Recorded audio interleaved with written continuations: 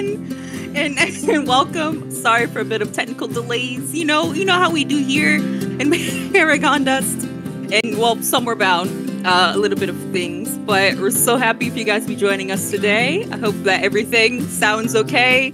Any technical difficulties, any audio issues, just let us know in the chat. I hope you're all excited for the first session, the first in-stream session of Paragon Dust. I'm here with some lovely, lovely people, and I'm super excited, very nervous, but very, very excited. I think we all are to share this story with you. So gonna read my little spiel now. Hello and welcome to Paragon Dust, a Monster of the Week roleplay game. My name is Art, or for Renegade on every social that exists. I'm probably on it. And I'll be the keeper of the story. And for this, a keeper is the one that crafts the mysteries, and everyone else is the hunters. So speaking of which, I think one of them is going through it, but I think it's okay. You got me and Stevie mixed up. We're on the wrong one. It's fine. It's fine. It's fine. No, Hi, no.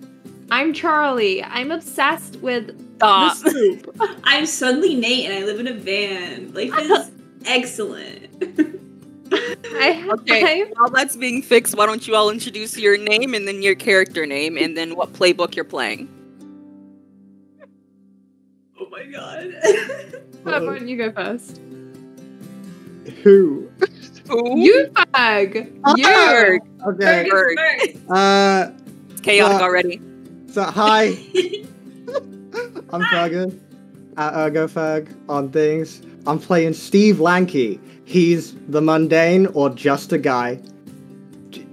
And yeah, he's a junior accountant, an accounting firm, and that's his life. Boom. Everything you need to know explained. Ree, how about you go? So I'm Nate. I switched. Well, perfect timing. I'm Nate. I live in my van, and some kid calls me the chosen one or whatever, but I just choose my own path in life. All right, Stevie. Oh god. I'm playing Charlie Hawthorne, and she's kind of the town weirdo. She lives in the backwoods of Driscoll. She's a pararomantic, and she works at the diner, and she's just kind of vibing, trying to find herself, trying to find her purpose. So that's Charlie. Okay. Last but not least. Hello, I'm Sweet. You can find me as _Sweet Stories anywhere. And I am playing Patty Williamson. She is an expert. Full name Patricia, but you can call her Patty. Yeah. Mama Patty. Mama Patty. Mama Patty. As you should. As we all should. Okay. So let's hop right into. Oh, that was a very on brand way to come back in the screen, Ree. Thanks. My cat wanted to be let out, man. All right, let's hop right into things. I'm gonna do a bit of a recap because technically we had one session before this, a bit of a session 0. So I'm gonna go ahead and tell you guys what happened there and explain the story just far and about Monster of the Week a little bit. So Monster of the Week is a tabletop RPG, a lot like Dungeons and Dragons, but it's in a modern setting. These are 4 hunters, and their job is to seek out the monster and or supernatural things and to deal with it. Everything that's unexplained is suddenly their problem. Think of like Scooby-Doo, basically. The game is played a little differently. We use 2 6-sided dice, for example, but you'll catch on to the mechanics as we play. For now, I'm going to go ahead and set the scene. Our group here has played one session before, so I'll describe it out for you. I'm reading a little thing, don't worry about it. On an average Monday morning, in Driscoll, Nevada, each of you found yourselves, as you always do, Patty carting her kids off to school, her 2 boys and 1 daughter, Charlie starting work at the local Aurora diner, Steve skateboarding into work to start a beautiful, beautiful day of accounting, and Nate conversing with strange, spectral children in his van. Everything was as it should be, and as it always was, until it wasn't. Each of these individuals found themselves missing something important: a book, a skateboard, a lighter, and a set of keys. Following a mysterious trail that Patty seemed to know a lot about into the forest just below the mountains, you encountered, for most of you, your first creature. A shinka, a black hyena wolf with blunt human teeth that came at you all, 2 of them. Scared but determined, you defeated the beasts and found your items at the edge of a large body of water. Shocking, considering, as far as you all know, it has never rained in Driscoll, Nevada. Your items have been reclaimed, and before you go to leave, you swear that you saw something move in the water. But before you could get a closer look, you hear a twig snap behind you. And that is where our story begins. You're all in the middle of the forest with this huge body of water. Those of you who have left Driscoll have seen it before, of course, but for most of you, this is probably the biggest lake that you could probably have ever seen. Oh, the music's changing. That's strange. Yep, the music fits. It sure Oh, does. wow. It's like literally the vibes at the start of the Scooby-Doo, the live films. You know those. Yeah. Um, But basically, you are all standing, holding your now reclaimed items. Patty, you have your keys. Nate, you have your lighter. Charlie, you have your book. And Steve, you've got your skateboard. And you hear a twig snap behind you. What do you do? Oh, yo, who's that? You just yell, We don't- We don't call out to it. Who has the flashlight? I do. That's me. I have it. Okay, let's try and use that, please. Okay. And Charlie kind of like bangs it and she turns it on. Who's there? You turn around, holding up your flashlight, and you can see just back in the road, stepping out, is a tall figure who seems like maybe like 5'12", 6 feet, pretty tall. You can't depict a gender of any kind. They've got short, like dark black hair. And they're wearing like a flannel, like some ripped jeans. They've got like a vest over top and like a coat. They've got like a badge or 2 on their thing, holsters on their side. You know what's in them. It could be guns, could be a stick, who knows. And the person has a flashlight pointing at the ground and points it up at you. And then you've got kind of a flashlight back and forth. It's a bit fun, the colors. Little rain going on. You guys just start raving, and it's great. But the person Nate yelled, "Who goes there?" Oh, yo, man. I'm Nate. Sup? This is Charlie. This is Patty. This is Steve. Hi. The person just like looks at you confused and is like, "Who are you people?" And I just said. Okay. Well, listen. So you're Patty and Nate and Charlie and Steve. Yeah. Everyone is looking everywhere for you all. What? Why are you out here in the middle of the forest? Sorry. My name's Quinn. I'm the ranger here. And I was sent to look for you by some dude who runs a really weird shop. Ooga, what? I don't really know the name. He just called it in. Ooga booga, right? Ooga booga? Yeah, he has a lot of cheese. Really fun knickknacks. Yeah. Okay. But we apologize. We were on a trail. I guess we got off it. We got lost. Do you mind showing us the way back? Yeah. I mean, it's pretty late. How long have y'all been out here? A while. This weird squirrel took our stuff. Wait, what time? Oh, No. what time is it? Exactly. What time is it? Yeah, I don't think we actually know. The person goes, it's like 10 p.m. Oh my god, my children. Nearly midnight. That's why people are searching for you. The cops are looking everywhere. People called in for each of you individually for like something. I don't know about the Nate person, but like yeah, man. call for the rest of you.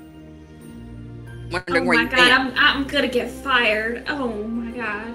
As far as you guys know, it was dark in these forests, but it was not that late. It did not Right. take you that long to get out here.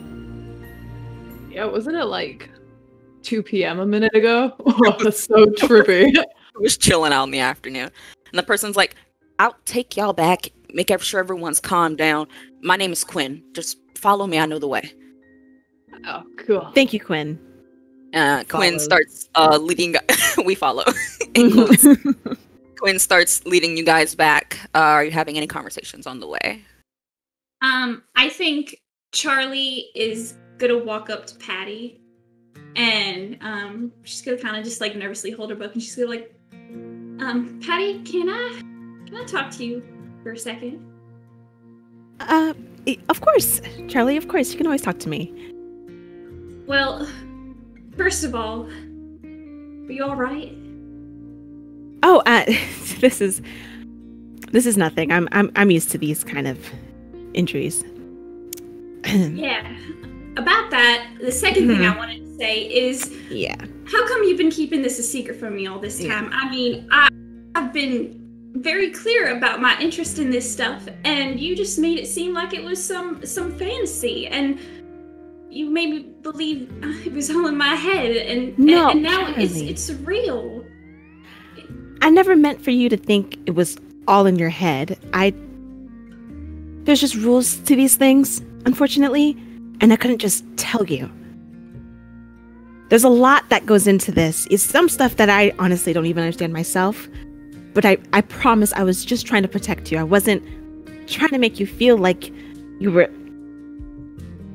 I know the things that other kids have said about you, and I would never want you to feel like I felt that way about you. That's why I gave you the book. I appreciate you wanting to keep me safe, Patty. I do. And I understand that this life, this double life that you've been living, I get it. It's dangerous. Tonight we almost died. It was scary, and it definitely was not what I expected, but... Yeah, believe it or not, these creatures that we saw, it's not the worst of them. That's part of why I didn't tell you.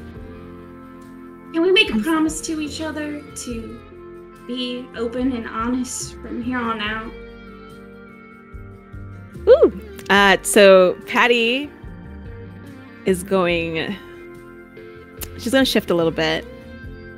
Because being honest isn't really something that she's used to. Always having to make white lies is like, something that just kind of rolls off the tongue for her in these situations. So she's going to take a deep breath and she's going to look at Charlie and say, of course. Charlie's twisting the ring on her finger and she goes, great. All right. Then forget about all that other stuff and we'll just keep trekking on. Thanks, Patty's going to put her hand over her and she's going to say, and don't you worry about Boris. I'll talk to him. He's always very kind whenever I speak to him. Thank you. I really do love my job at the diner and I would hate to lose it. Oh, you won't. Trust me. You will not.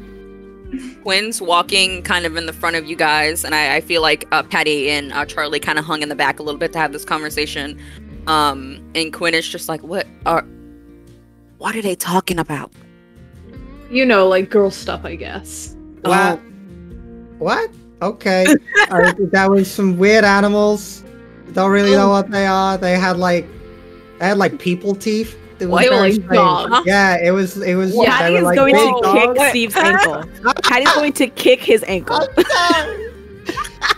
Yeah, it's okay, dude, because like Steve here with his master eyesight, I guess that's what happens when you have like cool ass glasses on. Like he saw this squirrel that took our stuff. So we chased the squirrel. We ended up at that weird lake. And like I don't look at maps, but like Patty seemed confused it was there. But like I swear there was like some huge ass fish in it. Quinn looks terrified and very confused and very concerned, and it's just like, oh, all right. Anyway, let's keep on walking. What the fuck? And like picks up the pace a little, very much confused about whatever the hell just came out of guys' mouth. Steve, I think she's afraid of fish. I'm not sure if that was the indication I got, but sure. Dude. Like one big fish. I wonder if it's like a tuna. I don't think you could get tuna in lakes. Really? Yeah. What fish do you get in lakes? Well, I mean, it would depend on the lake and the geography of the area. You know, if it does lead out into the ocean, theoretically, salmon might be in there.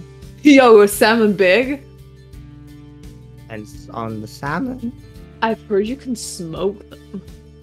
And I with don't- that Cool. segue I've never to smelled smoking. arriving back out of the thicket of the trees. The Ooga Booga oddities is in sight. Bobber is standing there. There's just like one or two lights, and they're kind of flickering. They're not quite working. And Barbara comes running. It's like, oh my god, are you all? Whoa, y'all were gone for like several hours. You said you were just gonna go real quick into forest. Are y'all okay? And then he looks at some of you and are like, are y'all good? Because some of you did get a little bit scratched up from the monster and stuff like that, a little bit bruised. You're okay now, but you did get hurt. So he seems visibly concerned. Yo, man, it's fine. I like swaddled a dog. Huh? I like swaddled like with a baby, but like with a dog. But we found our stuff, man. yeah. Anyway, that's great. Y'all go home, please. How about everybody go home? Yeah? Let's all go Thank you for your home. concern, Bobbert. Actually, Uncle, it's kind of late. I was hoping. Yeah, you can stay. You can Okay, stay. thank you. I don't got room for all of y'all, though. So, and I think you all got lives to get back to, I'm hoping. Y'all, it's fine. I can give you a lift in my van. Oh. Yes, I would love to get back in that van again. I have to get home as quickly as possible. Do you know the way now? Me? Yeah, sure. Okay, perfect. Because my children, Tammy has them, and I do not want to hear her mouth. We gotta get there as fast as possible, please. Thank you. Oh, yo, Tammy? Wow. Mhm. Who's she? Right. My He's gonna say neighbor. that as he's getting to the van. He's like, wow, neighbors suck. I've never had one. Oh, you should see her and that little white dog that she has. It's so perfectly shampooed and fluffy every single time. And I don't get it, because it digs in my yard nonstop. How can it be white all the damn time? I don't know. You want me to hit I it? just can't. I can hit it, man. Oh. She's still going to be my neighbor. That might cause a few issues. Right, cool. I don't think. I won't But then. you know what? Honestly, put a pin in it. I'll put a like a little Just a little. in the dog. No. Oh, well, like a pit, like a mental, like a mental footnote. no. Dude, Yes. I'm with you. Okay, let's pile in, guys. All right. And then Patty opens. She's gonna try to yank the car door open because is this the side that latches? Yeah, sometimes you gotta put your feet on the side and pull, Oh. and then yeah. I got you. I got you. I got you. Got Please, heels. yeah, He's I got gonna fully My one kitten foot heels on on. the side yank at the door to unlatch it, and it just kind of a bit of a lift and then pull to get it open. And he's like, yeah, there you go. Super Thank you so secure. much.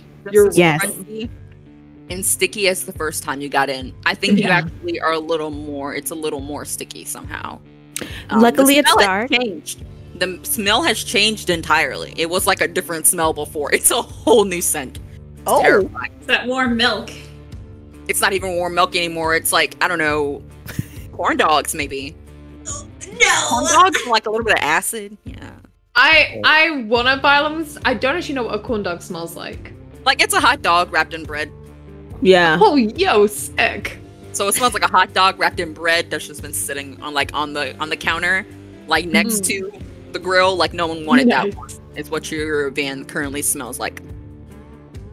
Nice. Carly goes and sits back on her chair made out of monster cans, and her foot has accidentally gone into a pizza box that is filled with not pizza, and her foot is just kind of trying to push it away. Oh, yo, Somebody those gets were stuck my in you, you those swear were my holding jello on. shots. Those were my jello shots, but I forgot to put them like in shot glasses, so I just put them in what I had to hand. You're so creative. Very creative, Nate. Yo, thanks. I like to think that I have like a free mind here. I so see like that. this space is my creative space. Mm. Anyway, let's go. Hold on and cover your ears a Right. second. You go ahead and drive. It's as terrifying, not the speed limit. It's either lower than the speed limit or significantly higher, but never the speed limit. But you do make it back. Your lights are still off in your house and stuff. No one's there. And you do believe you see Tammy with her robe wrapped all around her, like in that weird way that people do, where they can't just tie it; they have to hold it. And probably drops you off first, and she's outside just looking, tapping her foot as you pull up and step out the car. Yeah, so Patty's gonna jerk her way out the car. And say thank you, Nate. Thank you so much. Please, I guess, Charlie, are you staying here tonight? Are you going back home? Gotta go back home and check on the cabin. Okay, all right. Wish me luck. And she closes the door. Good luck. Bye, Patty. Hope you have fun dealing with that bitch Tammy. Oh, Alright. you yelled that loud enough? Yeah, absolutely. Out the window. Patty, you walk on up. Mm-hmm. Timmy, I'm so grateful for you for doing the carpool today for the boys and Fiona. Yeah. Wow. A call would have been nice. Just, I mean, it is 10 p.m., Patricia. It's 10 It is. p.m. Yeah. It is 10. Yes, you're right. You're right. It is 10 p.m. Unfortunately, when having a job, you have to go out in certain places and as a realtor. And I just don't have service sometimes. That's what happened. Oh, okay. Having a job, things happen like that. Sure. Mhm. Yeah. Yeah. Okay. Mhm. Well, the boys are sleeping, so Okay. you can grab them or you can let them stay. I And hopefully maybe you can charge your phone while you're here, I said I lost service. My phone's operating. I'm going to grab my boys and put them in my house. Thank you so much. Yeah, of course. Okay. Anytime. All right. Yeah. And she Okay. goes Yeah. inside and grabs her son. Her husband is like passed out on the couch. Oh, Several God. fans around Kelvin. him. The game is on. Mm-hmm. Okay, He's perfect. Not even awake. You carry out like 3 kids and he doesn't even wake up. Perfect. All right, yeah. He's like, bye now. Thank Bye-bye. you. Yeah, Bye. Bye. Yeah. Bye. From the end of Toy Story. I can't stop smiling. Oh, God. And she just closes her door as she's doing like, bye. Yeah. Oh yeah. You head back. Your kids mostly sleep through because this is pretty far past their bedtime, so they mostly sleep through all the jostling. A little bit of like, and then you're just like, nah. Shh. Go to sleep. Yeah. Just go to sleep. Go to sleep. And you get them back into bed just fine. Perfect. And then we go back to Nate, who is currently driving Charlie back to near where you both live.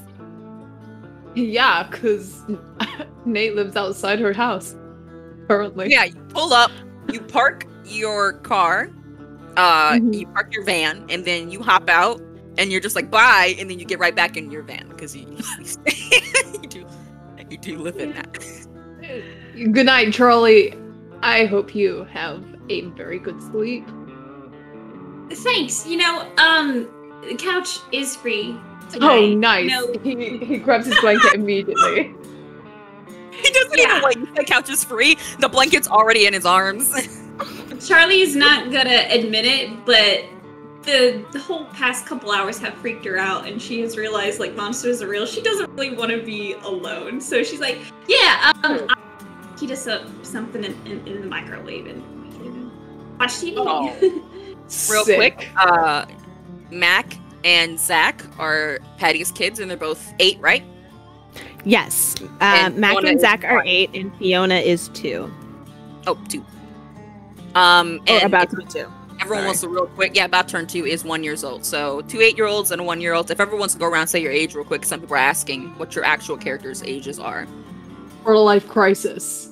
Okay. I feel that. I felt that too much. Sorry. What about Patty? How old is Patty? Patty is 42. And Steve? 23. And Charlie? 23. All right, there you go. Now you guys know for the lore. Continue on with the going to bed. Yeah, Charlie's gonna make things nice inside the house and like turn on her little box TV that is ancient and small, and she's gonna heat up just leftover stuff that she had from the diner in the microwave, and she's gonna offer Nate a blanket and be like, yeah, crazy night, right? Yeah, dude, it was wild. Haven't had anything that crazy since Amsterdam. What happened in Amsterdam? You don't want to know. Yeah, you're probably right. That's best. I don't know. Nate, it feels kind of weird that I've been thinking that these things were real this whole time, and now that I have proof, I almost don't believe it. Is that weird? No, man. Sometimes when your reality comes crashing into your own fantasy and what you want to believe, it can cause like an actual rift between the two instead of conjoining them together because you're not mentally prepared for those things to come into that reality there. So it's like totally understandable. So I'm having a crisis right now? That's what you're saying? Yeah, totes. But like, write it out because you can create some really visually interesting stuff during those moments. Okay, so what do you recommend I do? Because I really don't know what to do with myself. Like, I feel like running, but also staying put. Nice. And hiding, you know? Oh, right. I mean, like, do you want to hide from the things that you've been, like, chasing after this whole time? Or do you want to give them some space to let you process it and then keep going with what you enjoy? See, that's the thing. Like, I'm excited and I'm scared. I want to laugh, but I also want to cry. Like, do you feel like the urge to vomit? Like, because that's also a common thing. Yeah, I was really afraid I was going to do that in your van. It's subsided right now, Oh, but... yo, it's fine. Like, loads of people have. Yeah. I don't know. It's just... I'm nervous about what's going to happen next. Yo, it's totally cool to be scared. Like, that's never a bad thing. Like, the bravest people in life aren't the people who don't feel fear. They're the people who feel fear, but, like, move past that. So, like, maybe sleep it off. We can nap here on the couch. Like, I'm chill. And, like, we could just put on some music or some TV in the background if that's gonna help you relax. I think I'd like that, Nate. You're really wise, you know that? And you know, sometimes the thoughts literally just come into my head and I just don't have a filter. Yeah, you know, I think you're a lot smarter than I admit that I believed at first. Sick. So, why don't we go watch that show now? Sounds totes good. And you guys head to bed. It's late. The events took you a little bit to get home, and you're all contemplating this in different ways, everything that happened. For some of you, this is your first encounter with monsters, and kind of have to realize that they exist now. For some of you, it's your first encounter, and you feel excited. For some of you, this is normal, but not welcomed. And for some of you, you're just pure terrified, and you really don't understand what's happening ever, and fear is gripping every part of your reality. Speaking of which, how's Steve doing? How's Steve doing? Back to the oddities with Bobber, who probably like slung an arm over you, one of his great big arms. Your uncle, who owns this oddity shop.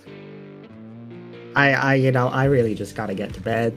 I gotta get into work in like, I have to leave in 6 hours because I'm further away from the house. It's gonna take forever. So I just wanna go to bed, please. Car, maybe you get there a little faster than the skateboard.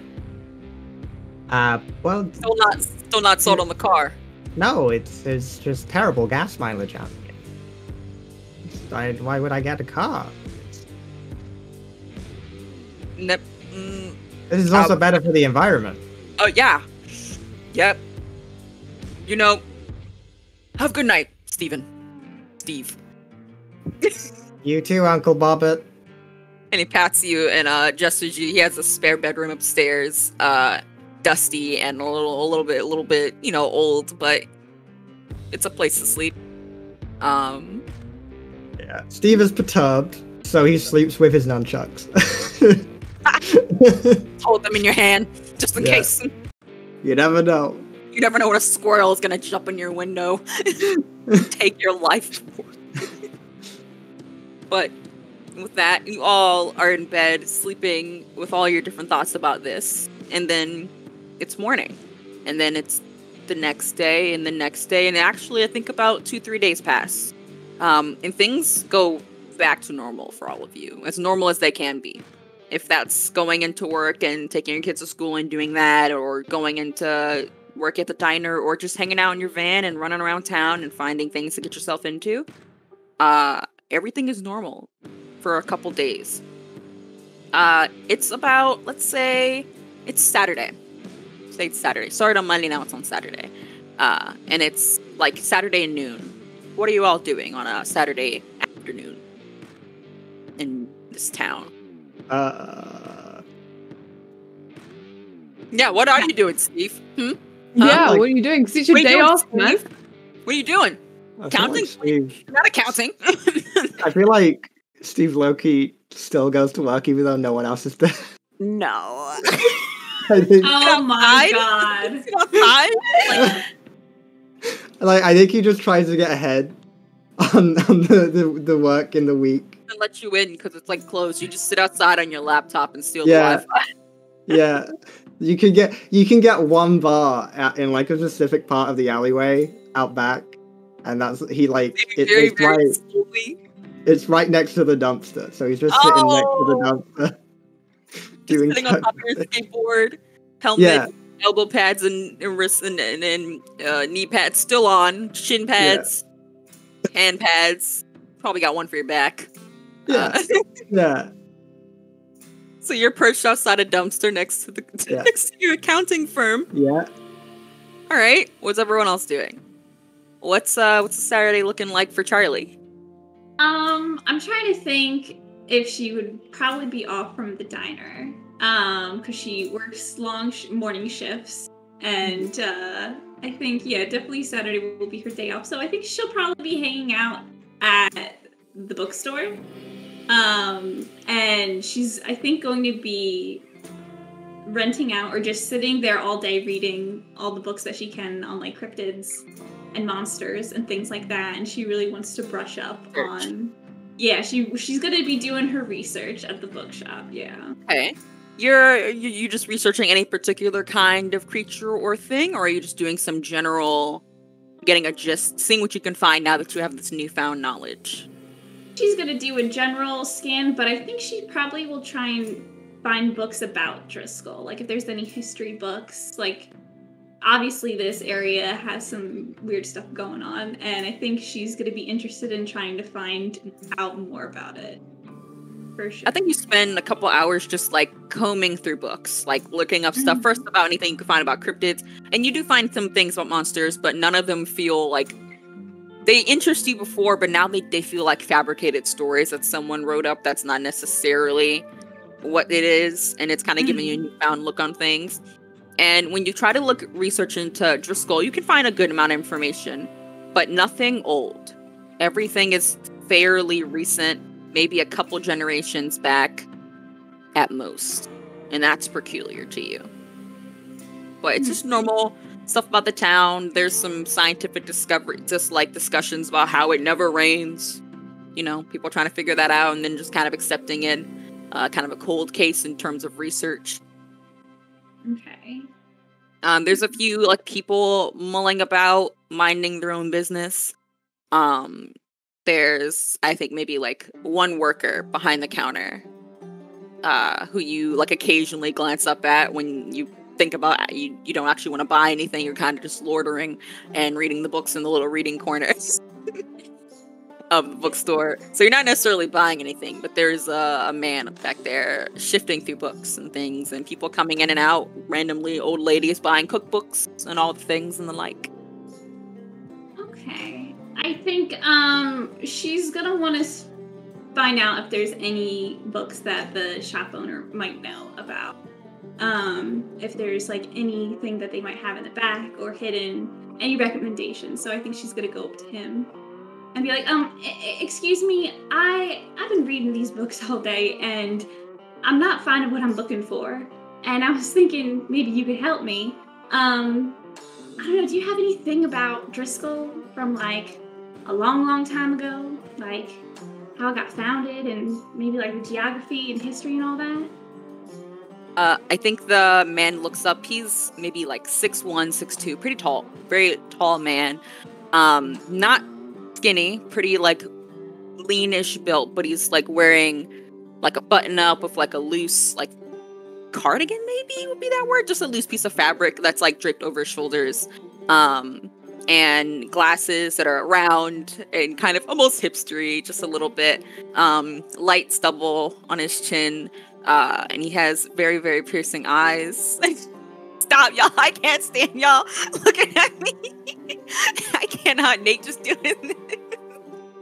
And he has like messy brown hair that's like pushed back. Actually with like a scrunchie. Like an orange, like a bright orange scrunchie is like partially holding it back. Like in a kind of a half bun. And he's like, you want books on Driscoll? Yeah, if you have it. I mean, I searched all up and down this place and I was just wondering if maybe you have, I don't know, something hidden in the back, something that you might know. And he seems like contemplated for a moment and he says, wait here. And he goes to the back and he comes back. And he has like, I think about 5 books that he found, and they're like dusty and some of them are ripped and some of them are tattered and some of them are like in pristine condition. It's like a varying range of books. And he's like, I think that these are all that are here, but I could look longer if you want. And when he talks to you, his accent is not like something that you know. And you kind of realize you've been in this bookstore before, but you don't think that he was working here before. And that's a bit peculiar. You think he was like some older guy that used to work here. And you've heard a few people whispering about it throughout town, but mostly just like, ooh, new person kind of deal. And he seems like he knows what he's doing with these books, but not quite that he knows what he's doing with these books, but he seems wants to help. Yeah. Take a look at these. Thank you so much for your help. What was your name again? You're new in town, right? You could say that. My name's Alaric. Alaric. That might be a little difficult for me to remember. Mind if I call you Rick? I prefer not. Oh. Okay. But if you know, that's a fine nickname. But yeah, that's fine. Sure. Great. Well, thank you, Rick. I'm gonna look these over, and if I need your help again, I'll come right back. Thank you so much. Of course. Do come back if you need anything. All right. Have a good day. and you Charlie walks out with her books. Walks out with your newfound books and go about your day about reading about them. Patty, what are you up to on a Saturday afternoon? Patty is in her like yoga pants attire. She's at a soccer game with Zach. Mm-hmm. And Mac is there too. He's like running in circles. He's like not really, he's on the team, but like, you know. He's not on the team, but he's there. Yeah. Like, yeah. And Fiona's on her hip and she's just rooting on Zach. Mm-hmm. That's what's going on. Okay. I think you're sitting next to like a random other mom. Mm-hmm. We'll say her name is Maddie. Maddie is sitting next to you. You know her. She's got like a few kids. She's one that you like. She makes really nice snickerdoodles when the bake-offs happen. They're not like good enough to be yours, so you even have like a little bit of superiority. But they're still good. Like they're yummy. Like she provides when she's supposed to. Okay, I like her. I just glanced down the chat for like 2.5 seconds and someone said, what the fuck is a snickerdoodle? How dare. Try it immediately. One of the best cookies? The best cookie. It's a cookie that was me. I asked that. What is what? Oh, it's a cookie that's gonna change your life. They It's don't a sugar exist. cookie rolled in cinnamon and sugar. Mm-hmm. They don't exist in the Delicious. UK, so I Like- thought you had like a Snickers bar and you'd like. I messed about with the Snickers. No. That's a good idea. All of your, I just confused them. I'm sorry. A sugar cookie. I don't know. Nice. As cinnamon. A sugar cookie was cinnamon. I don't know. Sounds good. Carry on. But Maddie is sitting next to you and she's like, "Oh, they're doing so great today. Look at them. They Look at them really running are. around." Yes, yours is doing really good today. Yeah, he said he wanted to try goalie, and I was like, "Go for it, you know, like go for it." So he's, isn't there? He's doing great. Yeah, I'm yours sorry? are cute. One of them's running in a circle, but he's really, really fast. He's getting his cardio. He's doing that. He's doing that. It's all about being healthy. Being Having healthy is important, and Mac is really about that. That's why whenever there's like a standstill, even when there's timeout, he's still going in his circle, keeping it up. Like The heart rate. The other kids love watching and joining him when they're in between. So when they're normally just gonna be bored, he's just like, no. He's really good at building up morale. That's good. Yeah. The one thing I do wish though is that he would tie his shoes. It would stop him from falling. Yeah. I keep telling him that, but 8-year-olds, they don't really listen. No, All they too don't. well. We got a first aid kit. We got a first aid kit. Just in case any scraped knees. I have to keep band-aids on stack as well because Mac is always running into things. Rubbing alcohol, all of the things. That's Fiona's good. looking Thank you. real cute. Look at her little thing. Thank you. Yes. She a couple Saturdays ago. Thank you. She picked up these bows herself today. I was so proud. And they actually match. They match. They're all the same shade. Exactly. Wow. That's beautiful. Exactly. Right? My little 2-year-old with her fashions. Which, speaking of which, she's turning 2 soon. I'm thinking about doing a little event for her. So your kids will definitely have to come, okay? Of course. I'm already there. Perfect. I'm already there. I'd love to be at a party for Fiona, cutest little girl, and tickles at her, tickles at her tummy, and Fiona gives a little giggle, Quick question though. You know Tammy? Yeah. You love Tammy. Yeah. She didn't say anything weird about the other day. Weird. How would you define that? Shady. I don't know how else to. Tammy is Tammy. Yeah, certainly is our Tammy. Yeah. And she says things in the Tammy way. So I'm wondering if she said anything in her Tammy. Just because we're friends. Me and you, we're friends. But there was a bit of a talk. A bit of discussion. A little bit of was there? Rumors, really. It was just about, I'm pretty sure she embellished, and I don't think any of the moms agree, but kind of, you're losing your touch, and a harlot all out in the hours of the night, finding men. And we're all like, wow. Wow. Okay. All right. That was yeah. She said that to one of the other moms, and one of her moms told me, and I was like, wow. Do they believe her? I don't think so. Maybe the ones who are closer to her, on that side of the PTA, but I mean, the other side. Okay. Right. Okay. Great. Thank you for that. I appreciate you so much, Maddie. Problem. You are always keeping it 100 with me. I'm gonna break Tammy's neck. Oh, sorry. Excuse me. What was that? Nothing. Was that, Patty? I didn't say a thing. I didn't say a thing. I didn't say anything. Someone just did a goalie. Oh wow! Yay! So good. I'm gonna take a walk. Thank you so much. She's gonna go cool down. And you take a little walk to mosey around. I think that you walk around the other side of the bleachers, and there's some people who are milling around, a few dads who are they're not on the bleachers, and they're kind of just talking amongst each other. And I think you actually hear from one of them as you're walking by, with your acute ears, that something something weird that catches your attention about one of the families here. So you would know that the Becker family, the mother, recently passed away. Well, passed away is what they're describing it as. Okay. Really, she's been missing for quite some time. and you know that. You felt bad for them. They had like a funeral with an empty casket. The whole thing happened. And this would not be that strange, but you hear the mother's name, Julia, pop up into these guys' mouth, and you kind of beat around a corner and listen in a little bit, and one of them is saying, "Did you hear? About what? About the Beckers? Yeah, what about the Beckers? The mom? What is her name? Jules? Julie? Julia. Yeah, isn't she back? Yeah. Back from the dead, kind of. It's kind of crazy. I mean, no, everyone on their little block is like happy about it, and the kids, I guess, are thriving, and I guess the dad's probably I guess that dad's probably happy to have his wife back home, you know. And you hear them like talking about it, and the conversation slowly drifts off. How long has Julia been missing? I would know that, right? It's been about a month. A month, okay.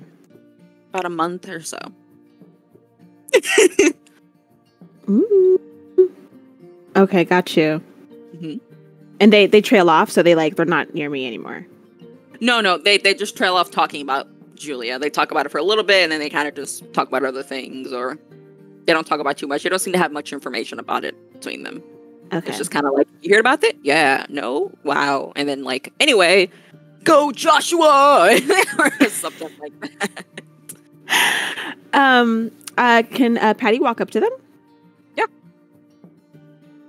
Wait, do I know their name? Oh my gosh. I don't know these dads. No, you Damn. Wait. They're dads. You probably know their names. You should probably know the dads. Are they on the opposite team, or? Oh, one of them is. One of them's not. So you know one of them, and one of them's name is... Okay, cool. Hubert. Wow. Love it. Huey!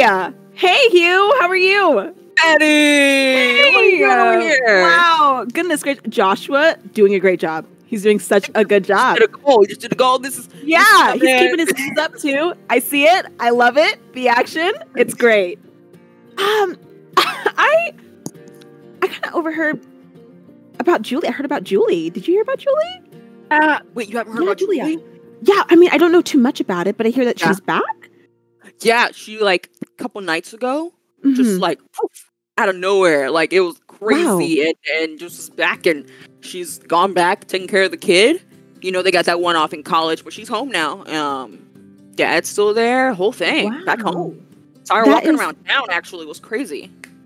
You saw her walking around town, just doing like regular everyday. She looked normal to you, like she's at the supermarket. She's shopping. Does she look like, you know, how she used to look? Like, is she normal to you? Like, is she okay? She looked pretty, you know, she looked pretty the same. Like, pretty the same, okay. I mean, their outfit was different. I mean, I don't know. Okay. Well, but I also haven't seen her in a month. You know, but yeah, it's been a minute. Hanging out. I saw her walking by. She walked past the diner and like went to the supermarket. It was a whole thing. Yeah. It's crazy. You know, we had a funeral for her and everything. Not kind of odd? Yeah. I haven't heard about how she's back, but whew, man. Huh. All right. Well, I'll have to stop by with like, you know, a casserole or something. Oh, welcome yeah. them back. It'd be nice to do. Really always love those. Right. Well, thank you. Just, you know, wanted to get a little gossip in there. Oh, you boys are doing great, sir. Ours as well. Your son's doing great too, but I hope he loses. Like, just anyways, you guys have a good one, guys. They just wave you all goodbye. And the other guy's like, huh? And she walks back. But the entire time she's had Fiona on her hip. Yeah, Fiona's just vibing. Fiona was paying like expert attention. I imagine Fiona was actually glaring the other dads, like the opposite teams. Yeah. Like the dad down. He wasn't one of us. She knew. She knew. Yeah. But you head on back, and that's what you got going on. I think, Nate, we haven't gone to you. What are you up to on a Saturday afternoon? So Nate has driven his van a bit further into like the forest, you know, off the beaten track as much as he can, sort of thing. Just to find like a chill spot where he can just like open up the van a bit, air out like some of the bad smells. And just sit and like just play his guitar for a bit. He's not very good, so it's like the props. We can't even hear it, but I know you know what? And probably it's the music. I don't know if I can mime like being off tune, but like anyway, it's like it's not great, but he's vibing and finding like some like he's like centering himself. What was it you said, Okay. Griffin, that you do on a Saturday, Griffin? You center yourself, you find inner peace. Yeah, that's what he's doing. All right, so you're sitting here strumming your guitar for a little bit. Yeah. I think you're just hanging out, feeling the energies.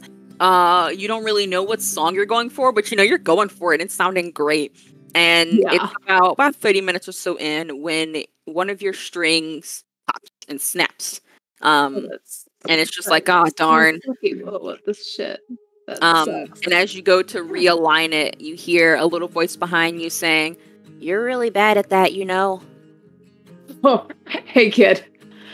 I like to think that human like love for music and like expression shouldn't actually be weighed by skill, because that's capitalism trying to hone in money on something that's purely natural. You bring everything back to capitalism, and I don't even know what that is. Oh, you know what? Ignorance is bliss, man. Is that What why can you I do do? the way that you do? I mean, like, I wouldn't say, like, living like this is bliss, because, like, true freedom can never be truly attained, because, unfortunately, I have to pay for fuel. But, like, sometimes I trade for that, but... Not the pay-per-view. Yeah. It can never be free, because I have to pay money to drive. Unfortunately, the taxman is on my back. Luckily, they don't know my full name. So, however... while you're in your youth, you should enjoy that freedom that you have there, because that's like pure freedom. And the little boy that you have spoken to on a couple occasions, steps around you looking at your broken guitar and rolls his eyes and waves a hand, and the string pops back into place. For those of you who haven't seen him before, he's pale with white hair that just like goes over his eyes a little bit. His eyes his pupils are completely black, as if he was wearing like slightly enlarging black contacts. And he has a very slight glow to him, just a slight white light about him. And he pops your string back in. What was the last thing you said? I don't even remember, dude. That's fine. Continue. He pops your string back in. Boom, your guitar's fixed. Oh, yo, I did not know that you could fix guitars. That is sick. It's pretty easy. Anyway, I've actually got a violin that you could fix. Actually, I'm not fixing I won't do that. I will not be fixing all of your tools and your weird. You're sure? I've just got it here. They Actually, I can just. They make really bad noises. All right. Okay. Cool. Put it away. All right. Where did you even get that from? That was not out here. Oh, dude, he's just gonna lean back into the van and be like, I've got like everything here. Oh, yo, milk. Hey, do you want some breakfast, man? I've got cereal. Last time those weren't raisins. It's okay now. I found the rat. It was underneath one of the pedals for my for moving the car. If any other humans are like you, then I have no faith in your species. I mean, dude, faith in species, like a faith in the human race is such like a flippant thing. Anyway, you did good the other day, but not as great as you should have. You killed one, but not the other. Why? You talking about those dogs with the human teeth? Yeah. Why would I kill them? You killed one, and then you like swaddled it, and like didn't kill the other one. Well, I mean, technically, wasn't it like Patty who killed it? I assume that you're working with them, like you've got a group now, since you can't do anything on your own. Oh, yo, man, I guess they're pretty sick. If we're friends now, that'd be such a vibe, because Patty is hot as frick. I'm sorry, I really don't want to swear around you. I don't know how your parents feel about that kind of thing. I don't have parents. Oh, sick, yeah. Get rid of that whole, like... Oh my god. you have a job to do, and you're not doing it. Right, okay, like, I don't know if I'm on your payroll. The payment was the weapon. That was your payroll. That's expensive. Yeah. That was a gift. I thought that was just like a weird kind of like postcard kind of thing. Like you're like, hey, I visited, here's a postcard. No, it was you agreeing to fulfill your part of the bargain, to do your job, to defeat, destroy the... Anything, any of this ringing a bell? Like, so the squirrel thing and like those dog things, those are monsters, right? Yes. For you And anyway, yes. You want me to kill them? Yes. But what if they haven't done anything wrong to me? Because technically, like, I mean, they both attacked your friends. You killed the one that was still you left the one. You killed the one that was cowering. You didn't even like kill the one that was actively fighting you. You killed the one that was already backing down. But once I swallowed it, attacking you. Look, here's the thing, right? Death is like, see, the state of Texas included like the death penalty, and like they have the highest rate of crime. So really, death doesn't really stop bad stuff. It's actually rehabilitation. If you look at places in Europe where they've been focusing on rehabilitating people who've been doing bad stuff, it actually creates like a cleaner social environment. I have not a clue what the words coming out of your mouth are, but they are not what I want to hear. I'll tell you that. So you want me to kill him with the big axe thing? Preferably. Or with one of your other form of weapons. There are other ones. Another weapon? You people make them all. You have plenty. Oh, one yeah, you had a stick, the weird stick, the rounded stick. You could use that, or the one that spit the fire, or the one that's connected by the chain. Whatever you want to use. I mean, you don't have to use the axe. I prefer, considering that was made for you. But you could use any of them as long as you use one. So why am I killing monsters again? They're bad, and that's your job. Not supposed to be here. Are they inherently bad, or are they just living? Yes. Okay. Okay, well look. If I come across a monster and like, I don't know, like it votes for like Republican or something, then yeah, sure, I might consider it.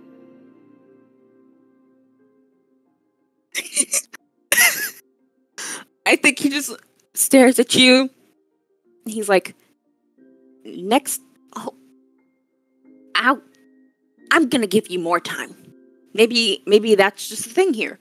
You guys live short lives. Maybe you need more of yours to think about it. Sure. What happens if I don't kill monsters? Everything will end. And he leaves. Oh, that's so cryptic. I'll keep that in mind. Yo, that kid is on something good. And you continue eating your cereal that's not quite cereal with your spoons. That is a big wooden spoon. It's a little later in the day. Are any of you doing anything particular? Patty with this newfound information. Steve, you've been doing accounting for a couple hours. The internet is terrible. It's not working out. I probably get food. I probably go to the diner. Okay, you head to the diner. What's up with everybody else? I think Charlie probably met up with Steve at the diner, and she's researching and reading the books that she got. You're whipping them all out. Yeah, like we're at a booth, and she's got them all laid out, and she's taking notes and all this stuff in her journal. And I assume Steve is just eating, not really caring. He's there with a sliced pecan pie, and just staring off into the void. Charlie's just like, don't you find it funny, Steve, that it never rains here in Driscoll? Oh yeah, that's kind of weird. But we found that big lake. Wouldn't it have been dried up after all this time? Logically, right? What? I don't know if that, because I mean, I- people I- say it's been decades. You've since now it's said rained. something that Steve is like, I don't know if that's right.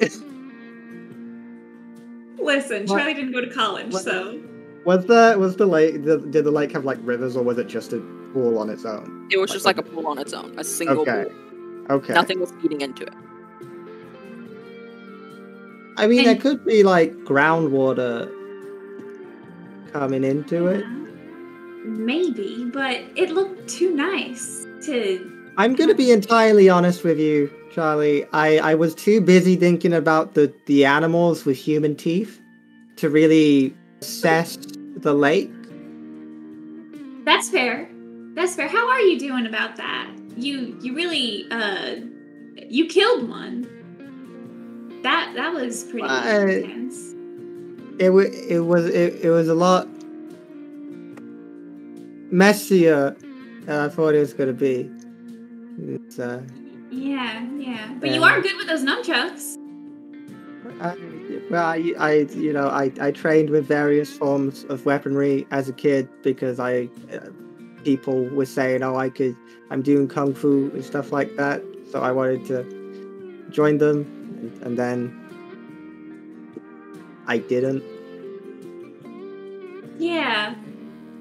Anyways, don't you think it was really weird how time seemed to speed up also while we were in the woods? I mean, just that whole area doesn't really make... Yeah. Oh, that was strange. Very strange night. Yeah. I mean, don't you want to find out the answers to these things? You know, the answer to that, for me, is very much no. Because I didn't enjoy some of the things that happened that night. I mean, I would think that, you would just want to find out because you're living here. You're living in this town, right, Steve? And you're That surrounded is by these weird the case. things. Unfortunately. I'll let you eat your lunch. I'm sorry, I'm talking Oh, too it's much. okay. You can talk. Just I might not respond. That's fair. That's fair. You, Steve. Do I roll anything? Finding out information? Oh no, it's just gonna be like a reading over time, and you'd be reading Okay. through. What do you want to know? I want to know if there's anything about the woods Mm-hmm. specifically, like if there people reporting creatures or any weird reportings. Okay, I think you find there's a bit of older history in this, just a little bit about the earlier parts of the town, and you know for a fact that the town had a mine shaft, like a big mine that was really prosperous, and this town was on the road to being like a major city here, but collapsed one day unexplained and gone, and took a lot of people out with it. Destroyed a lot of the area, ruined the cave systems, and even part of the mountains when it happened, and no one could really explain why. It was just too dangerous to go up. People stopped going up there. And from what you read, it was when that happened that the rain stopped. It never rained a lot here, but even when there's supposed to be rain seasons, it didn't happen after that. People tried to search it up in weather and try to figure out. There's even a little bit about the radius it goes, and it goes pretty far out from Driscoll, where it just hasn't rained on open land, because you guys are kind of like a little circle of town and then open land for a long while. But no one could find the answer. So before when the mine collapsed is when you see the most weird people saying this happened here, or this happened here, or this strange creature happened here. You even find a little bit about the myths that you know about, some saying asking permission before walking in parts of the forest. And so many weird things happened in the forest. People went missing who would go in the forest. You guys stopped getting campers really because of how tiny your town is, and eventually people started going missing randomly, and everyone was just like, oh well, the forest probably bad, probably bears, maybe some weird large beast, cougars perhaps, those are here in Nevada. No wolves, but other big beasts. So everything was kind of chalked up to. So every time you find a mystery, you kind of find a pseudo, not really good explanation for it. People going missing. Oh no, attacks from animals. People stop going in the forest. So you know that there is a park ranger, but it's not like a park. So you kind of consider that when Quinn found you. They're probably just someone who happens to know about the forest. And like the police were like, that's scary. Do you know how to walk around in there? And I guess Quinn was sent. Bit confusing, that system to you. But, I do something a little weird. Sure, always. So I'm thinking Steve is like, he's just staring at like posters, reading, and by this point he's read all of the posters like 5 times. So his eyes just kind of naturally get drawn to the books, and I'd like to use oop to stumble across something important in the book. You don't roll for that, do you? You just can do these. No, I just get it theoretically, like during victory. Describe that move to us. Read it again, just in case anyone didn't hear it. So oops. If you want to stumble across something important, tell the keeper you'll find something important and useful, although not necessarily related to your immediate problems. Okay. So you are glancing at the books and you're kind of reading some strange scribbles on the side that are like in a weird calligraphy that Charlie probably can't like fully decipher. It probably is like, this is going to take too long to figure out which one's an R and which one's an S. It's like that weird old calligraphy. And I think you read about that and you find out that I think you find out that the forest wasn't there before, for a long while ago. Like, there was mountains, and you're in a place of the United States that wouldn't really grow an entire forest. Like, how many years ago are we talking today? A long time ago. It's long enough for all these trees to grow and like for everything to grow as it did, but way before the collapse of the mine and anything like that.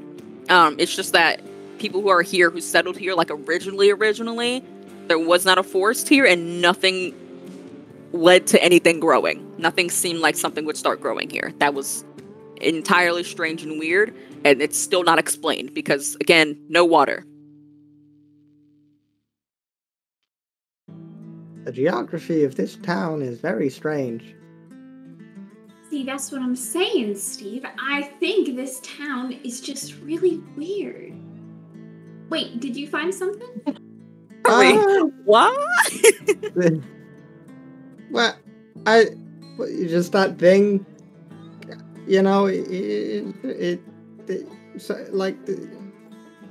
breezes kind of came out of nowhere, you know? That wasn't really that for a significant amount of minutes, so we'll say, what are you up to, Patty and Nate? Great. What are you doing? Sorry, I had hiccups, and then Kais was like, prove it, and now I don't have hiccups, and I'm like, nerd. Bruh. Anyway, Nate's probably, so he's like tried to, he's like feeling pretty thirsty, and this flat, like open, warm can of cider that he found in his van just isn't really cutting it. And he's like, man, I really need some of that water. So he's gonna try and get into Charlie's cabin. He's like, she's not in. So he's gonna head down to the diner because he knows that they have water. They do indeed have water. Patty, what about you? With your newfound information, what are you up to? Yes. So I feel like a little bit ago. Huh? Soccer game ended a little bit ago. Yeah. So Patty has now brought her kids back home. They are showered and everything. But I feel like she was looking through like any like newspaper clips or anything to try and see if there was any information about Julia's disappearance. And I would like to roll for that to investigate that. Okay, hold on. First roll of the game. First roll of the game, baby. Let's go. Roll. All right, I rolled a 6 and a 3, so that's 9 plus. Okay. What would that be? Sharp? What's the move? Are you doing investigative mystery? Yeah. Let me perceive. Wait, no, is it investigative mystery? I guess it would be. Is it a special move that you have on your character sheet, or is it just like one of them basic ones. My special move would not be able to do anything for this. Then invest in a machine that's sharp. So you're gonna add your sharp to it. Adding my sharp. So my sharp is 2. Okay. So I got 11. All right. Do you have the questions up? Yeah. But these questions don't help me, do they? Let's see. Okay, I guess like what happened here. Okay. So you want to figure out what happened to Julie? Yeah. To Julie, like if there's anything left when she disappeared, like what is the situation? Okay. So Julie is the mom of a family of 2 kids. I can find them. There they are. Julia Becker, her husband Nick or Nicholas Becker, and then they've got 2 kids, Tobias and Sabrina.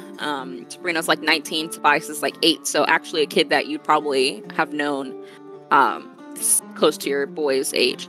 Same age. My dog just did something really weird. Sorry. But so you found out about a month ago is that Julia was kind of like actually she didn't work with the school a whole lot, but she would come to the events occasionally. She wasn't like too into it. She's mostly a stay-at-home mom. Most take care of her last son. She did art when she was at home. She was kind of like working from home kind of deal as well. And she disappeared one night. It was really, really late. And her husband had returned back from work and she was gone. And he was confused because she would never be out late. They have an 8-year-old. There's no really reason to be out. And people searched everywhere after it was 24 hours and they could do a full search with the police. And no one could find her. And some people rumored that she ran away. She was tired of this family life and she was going off to Las Vegas or something. They had all of these crazy assumptions about it. But she was just poof, gone. And there was no definite way of how she was, or what happened. Okay. And the family the daughter came back from school. They struggled, but they made it through. But that's the basis of what happened here, is that one day in the middle of the night, she seemed to have poof, and there was no trail. There was no, you couldn't see on the CVTs where she might have been. There was no fingerprints or card uses at random places. All of her things were left. She didn't take anything with her but herself. Okay. So given that, she is... One more question, if you would like a second one. Oh, yeah. Yep. Or you can have a hold, you can hold one and you can use that on a future roll if you want. Kind of keep a +1 for later. So, wow. Okay, yeah, I'm going to hold that. Okay, keep an eye on that. Yeah, I'm going to hold that and laughing and eating a donut. And I definitely also want a donut. Me and Fergus both have donuts. I want you guys to know that in our chat, it's not a donut. Oh my god! Stevie literally just went, Fergus, snack time. Stop. The thing what got it for me is every time we ate, we accidentally did it at the same time. Nice. Yeah, so she's gonna put the clippings away. And I think she's gonna want to actually see the Beckers. But what she's going to do is she's gonna find a nice piece of Tupperware, a big old nice piece of Tupperware, right? She's going to head to the diner and ask Boris for a cheesecake so she could put it in the Tupperware to make it seem like she made it. Right. Yeah. And the kids are... You want to take them to the daycare? Or your neighbor? Oh, God.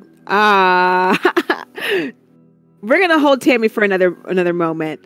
She's going to take him to the daycare. Like a little Saturday, little, yeah. Yeah, Mm-hmm. You take them on over to the daycare. I did name it. It's got a great name when we found it. Oh, there it is. You take them to Daniel's Daring Daycare, run by Daniel's Daring. Stop it. Daring Daniel. Okay. Daring Daniel, who runs the Daniel's Daring Daycare up the road. He's totally cool to take your kids. He's got a couple other munchkins. He's like, hell yeah, I'll take your kids. You think that this person will probably get along? You honestly think so? He's not the person who owns it. He's just the main worker there. You think his Okay, father's perfect. probably Daniel. Maybe he's Daniel Jr. You don't know.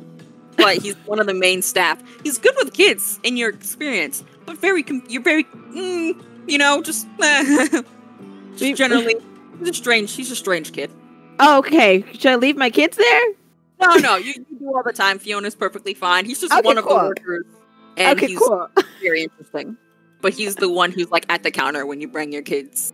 You're just like, can I leave them here? And he's like, oh, hell yeah. Perfect. Yes. So she leaves them. You're getting like flashbacks, like war flashbacks from when you first met a certain someone outside their van in the diner a couple days ago. War flashbacks to Nate. Wow. She's gonna be like, I have a friend. Reminds me a lot of you. I feel like you guys need to get along. Do I have a brother? Wow. Wow. Long lost. Honestly, yes, you might. I'll No. I'll let you know later. I'm actually gonna head out, but I'm gonna leave the kids here for about like 2, maybe 3 hours max. Gotcha. No problem. Perfect. Miss So P. so she heads to the diner. All right. So Charlie and Steve, you are perched, conversating. Charlie more so than Steve, and Nate, I believe you walk in about this time with a quest for water, and you see these two sitting at the table. Yo, Charlie, Steve, cool dear. guy. How's it no. going? He's gonna Hi. come up and he's just gonna he's not gonna sit next to Charlie. He's gonna sit next to Steve, so he's opposite Charlie. So he's gonna be like, "Move along, dude." Oh, Can I sit here? Okay, sorry. No, don't apologize, man. You're so cool. I love how you wear those glasses. You just wear them, and like see Yeah, through them. that's how glasses work. Sick. I wish I had binoculars attached to my face too. I feel like that'd be highly impractical. Well, I mean, like you could see real far. Anyway, do they have like water here? You know that thing that Patty gave me last time? I'm sorry. Are you coming to a diner for the express purpose of getting water? Yeah, I couldn't get into Charlie's cabin. There was no other place you could think of. For water? No. I think while they're having this conversation, Charlie has like waved a hand and was like, "Can I have a couple glasses of water, please? Thank you." And Alice, the young teen who works here, she's working today. Luckily not Jeremy. And she kind of walks over and she's like, "Just want water or like food?" Nate, do you want something to eat? Sure, man. Go ahead, pick anything you want. What would you suggest? Okay, it's lunchtime, right? Mm-hmm. Right. Okay. Okay, their double bacon cheeseburger is pretty nice. Oh, I think yo. you like that. I'll have the double bacon cheeseburger then, please. Or Charlie, anything? I'm good. I'm just gonna keep reading. You just take care of the boys. Eve. Well, I finished my pie. So if you wanna, could I take the plate to the I don't know how this works. Usually, I'm gonna go get your burger. Anyway, bye. And she leaves. Bye. Steve, that's so nice of you that you would do that for her. You're a really cool guy. No, I just didn't know what the etiquette was because usually Charlie does it, but I can't tell if Charlie does that because it's her job or because. Or Charlie's just like that. Yeah, like, no, I feel that because Charlie is really nice. What are you reading? As you say that, that's when Patty, you walk in and you just hear Nate very loudly exclaim, "What are you reading?" So she comes in and she's like, "Oh, kids, hey!" And she's like, Patty? Oh, hi. Hi! So she's gonna scoot in. I want to whisper as she comes down. Reminder that she carries a gun at all times. Yo, yeah. Reminder that she's hot as hell. So she sits down and she's like, "Hey, what are you guys reading?" I found these really interesting books at the bookshop today, and they're books that I haven't ever seen before about Driscoll, about weird reports about the forest, and actually Steve found a pretty interesting little tidbit. The forest wasn't here in the beginning. It kind of just came about, and something about that mine shaft, and like Charlie kind of just wants to move past the mine shaft and be like, there was just some weird stuff going on with that, but apparently people think the forest is really weird and dangerous. Well, I mean, yeah, it is. What's to tell you, kids? It is. I mean, after our first little encounter a couple days ago, I feel like we're all very acquainted with how dangerous it can be. They have human teeth. Teeth. Some of them have sharp teeth. The human teeth. I would be okay. I would be okay with that. Really? Because that's normal. The human teeth for me. It's the dog with human teeth for me. Well, see, I guess you know that like human teeth can give you like worse bites because it's blunt and we carry more germs in our mouths. You know, I didn't, but now I'm even more terrified of my life. That's okay. I carry alcohol wipes at all times. So if there's any You situation, carry actually, you know wipes that have alcohol in them? You can't drink it, baby. You can't drink it. No. It's okay. I got this warm cider. Oh, good. That's so good. As you go to drink that, Alice like comes back with water, and she's just like, "Oh, sick just water!" on the table, and it's just like, "Do you want anything, Patty?" Oh yes. You know that cheesecake that Boris makes all the time, the one that has like the crushed Oreos on it. Of course, it's the best thing in this entire world. Yes, I'm gonna need that, and she's gonna dig into her big bag and pull out the huge Tupperware. And what are you saying? Tupperware? Yeah. Don't, y'all don't. Container. I know exactly what you're about to do. Not you there. And she's gonna give it. And she's gonna say, and put it in this.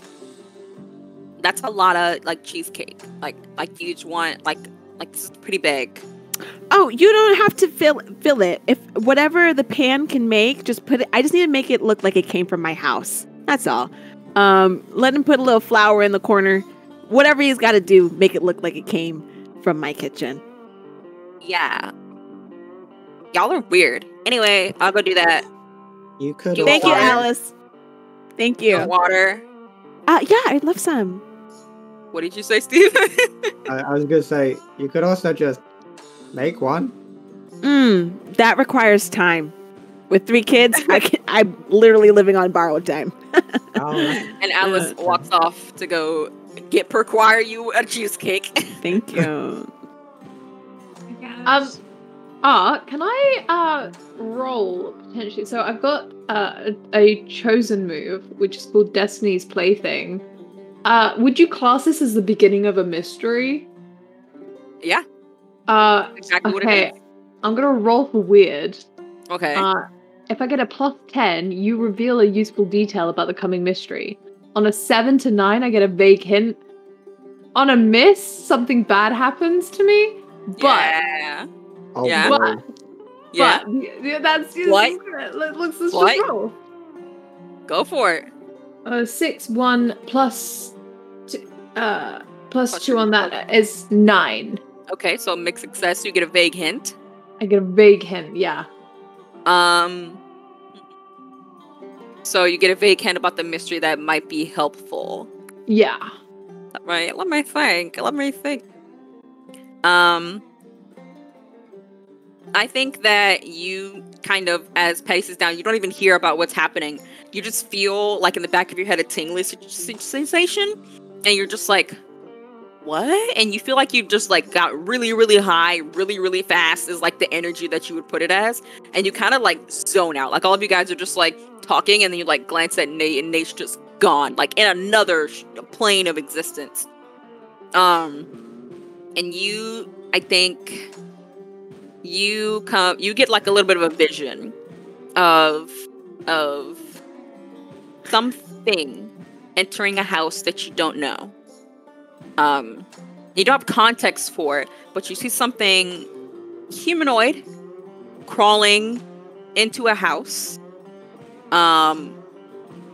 And something humanoid crawling back out of a house through a window, carrying something in the dead of night.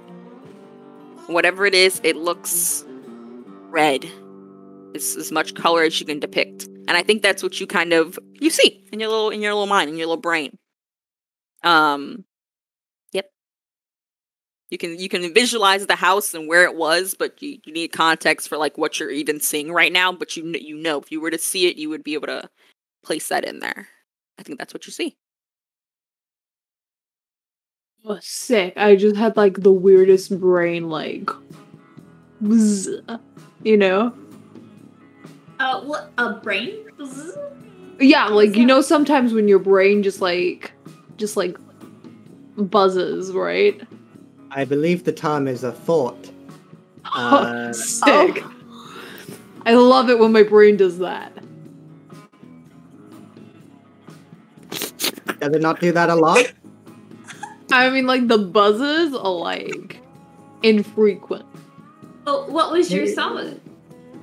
My thought, like, it was, like, a house, and there was, like, a thing, like a person, like, crawling into a house, and then crawling out of a house, carrying something weird. So, I don't know if, like, there was something in my cider or something. What did the thing look like? Like the person? Did you know this person? Crawling? Nah. No. It's like red. Red. And then Charlie, I think, like, whips over to Patty and she goes, "Do you know anything about red creatures?" I'm honestly not too sure. I can probably take a look at Henry's stuff, see if I've come across it. Art, would I know anything about this red creature? I think you'd need way more details to pinpoint it. There's a lot of red things. There's a lot of red things, kids. There's a lot of red things. Steve is like kind of been caught up in the momentum, and he's forgotten that he doesn't want to be part of this because everyone else really does. So he's just kind of going along with it. Do you know which house? Or where it was? Yo, dude, like, I'm not like Dory, where it's like P. Sherman, 42 Sydney. Like, I think you vaguely know that the house was like a normal suburban house, 2 stories, like dark roof, like maybe a purple mailbox is probably the most like obnoxious feature that you can think that would stand out. There was like a purple like mailbox, like a sick color choice. I would have gone maybe orange, but like just a chill house, like very suburban, but we're pretty suburban as like a town. I mean, and I think Patty, you're like, yeah, purple mailbox. There's only like 2 houses in this entire place that have them, and one is the Beckers. And one is like someone else's, but your mind immediately goes to the Beckers and crosses those which you know right now. You said it was a purple mailbox? Yeah, like a vibrant purple, not like a violet, but like a really like bright purple, like a purple, pops. like a plum purple, but like if it was like a bit more like juicy than like a ripe purple plum. Wow, like. The kind of purple you get like in a bruise, but like a bit more vibrant. Like gotcha. Barney purple. Kind of. But like Barney purple's like a bit too obnoxious, don't you think? Like it's just like really saturated. Like it's a bit like more shiny than that. Like a shiny deep purple. Are you done? That's it is honestly impressive how much time you can put into saying purple. It was very descriptive though. Yeah, it was very. I love that because I think I know exactly which house. I like to say that I have like a creative flow of my words. You know the house from a purple mailbox. There's only 2 homes in this area that have. I mean, as a realtor, I see a lot of things, and there's only 2 homes that have that. You One of know them- every house. Whoa. I do a lot of scouting in the area, partly because of the realtor thing, and partly because of the whole monster hunting thing, which I've been meaning to talk to you guys about that night. Wait, no, hold up. So Monster Hunter? Listen, You hunt them? That's what this is? I mean, why do you think I'm always strapped, Steve? I don't... It's, it's... No, not always strapped. Oh no. Okay. Because you're a woman in like a really kind of low-key out of suburban I town. didn't want to go there, but statistically, yes. Like there are issues in towns like these. It's important to protect yourself. No, it's a very small I mean, any issues that we hear, everybody hears about it here. There's not really that much. I feel like the people here don't scare me, Valid. No, Yeah, it's you're monster really activities. intimidating, but like in a really good way. Oh, that's good. Thank you. I work on that. You're Thank you. But the way that you guys were just telling everybody everything about what we were doing and what kind of monsters we were encountering, that can't happen. We can't do that. Should we not? We should not. We should not. Okay. I've been keeping this secret for over 20 years.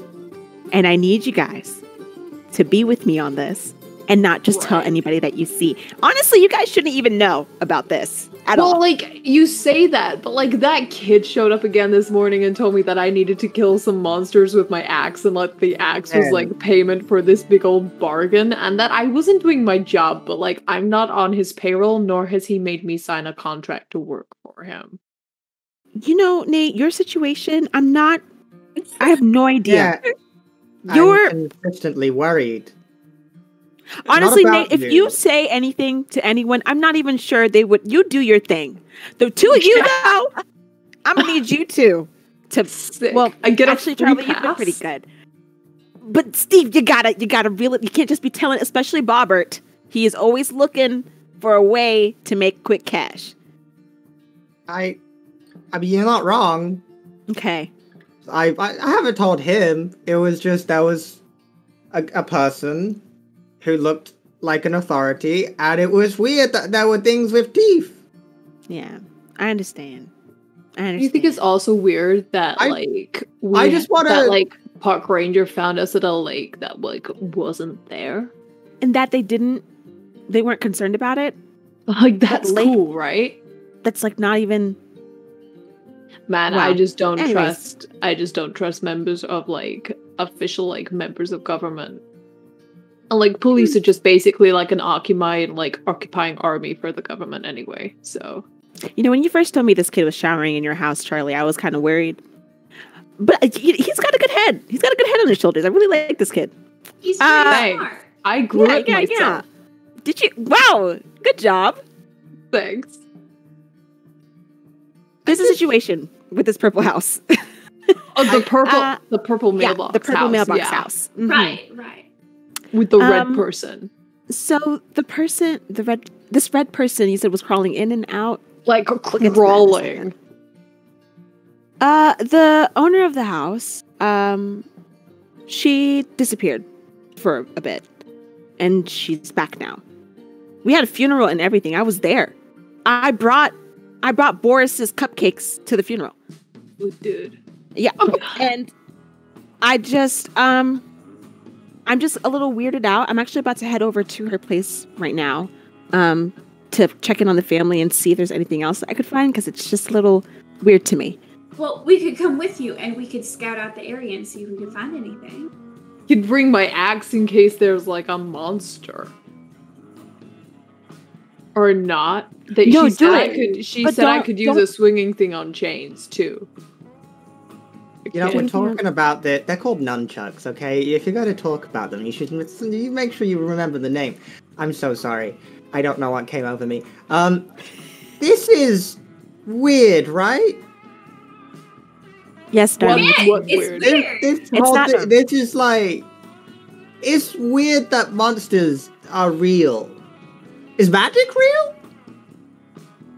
I feel like you've been through a lot this week. I think that's just something for another time. Okay? We're going to save that. All right. All right. Are we good? Okay. Well, Yeah. we're gonna get my cake first, so we're gonna wait for let's that. wait for your cake. Yeah. Yeah. Did you want to take my van again? I brought my van this time. Oh Actually. yes, please. Sick. That You have one, a please. van? Yes, I yes. do. Yep, I have a van. I'm sorry. What'd you say, Steve? I would. Yep, your van. Good choice. Okay. Let's do that. Yep, that yeah, one. yeah. Nice. I did. And probably better. hmm Yeah, we'll save that for another experience, Nate. All right. You guys all like hanging out for a bit. Charlie, do you want to do anything in particular for or waiting for the cupcakes?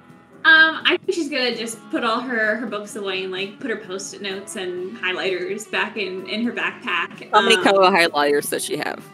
Oh, Okay. I think probably every color. Like Okay. even the pastel ones. Like she has a lot. Yes, Nate. And can I get my burger in a takeaway box, please?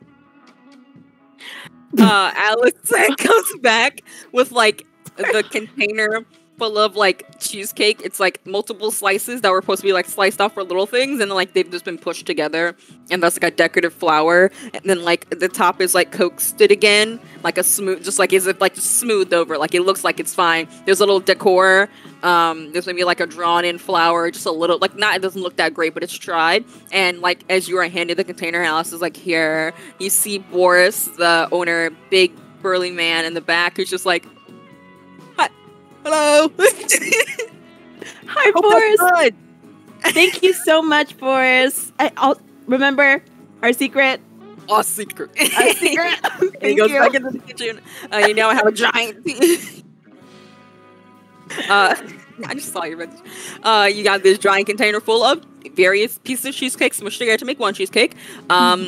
You pack your butts up, and then Alice sees that you wanted to go container with the booger, and it's just like it goes back and then comes back around with a container and has your food in it, Nate. And you're all getting ready to go out and figure out a little bit more about what's happening. And I think we're gonna go ahead and take a 5-minute break. I feel like this is a good time for everyone to like hydrate themselves and do all the things. So if our lovely tech god can send us into the ether, we'll see you all in just a few moments. Oh.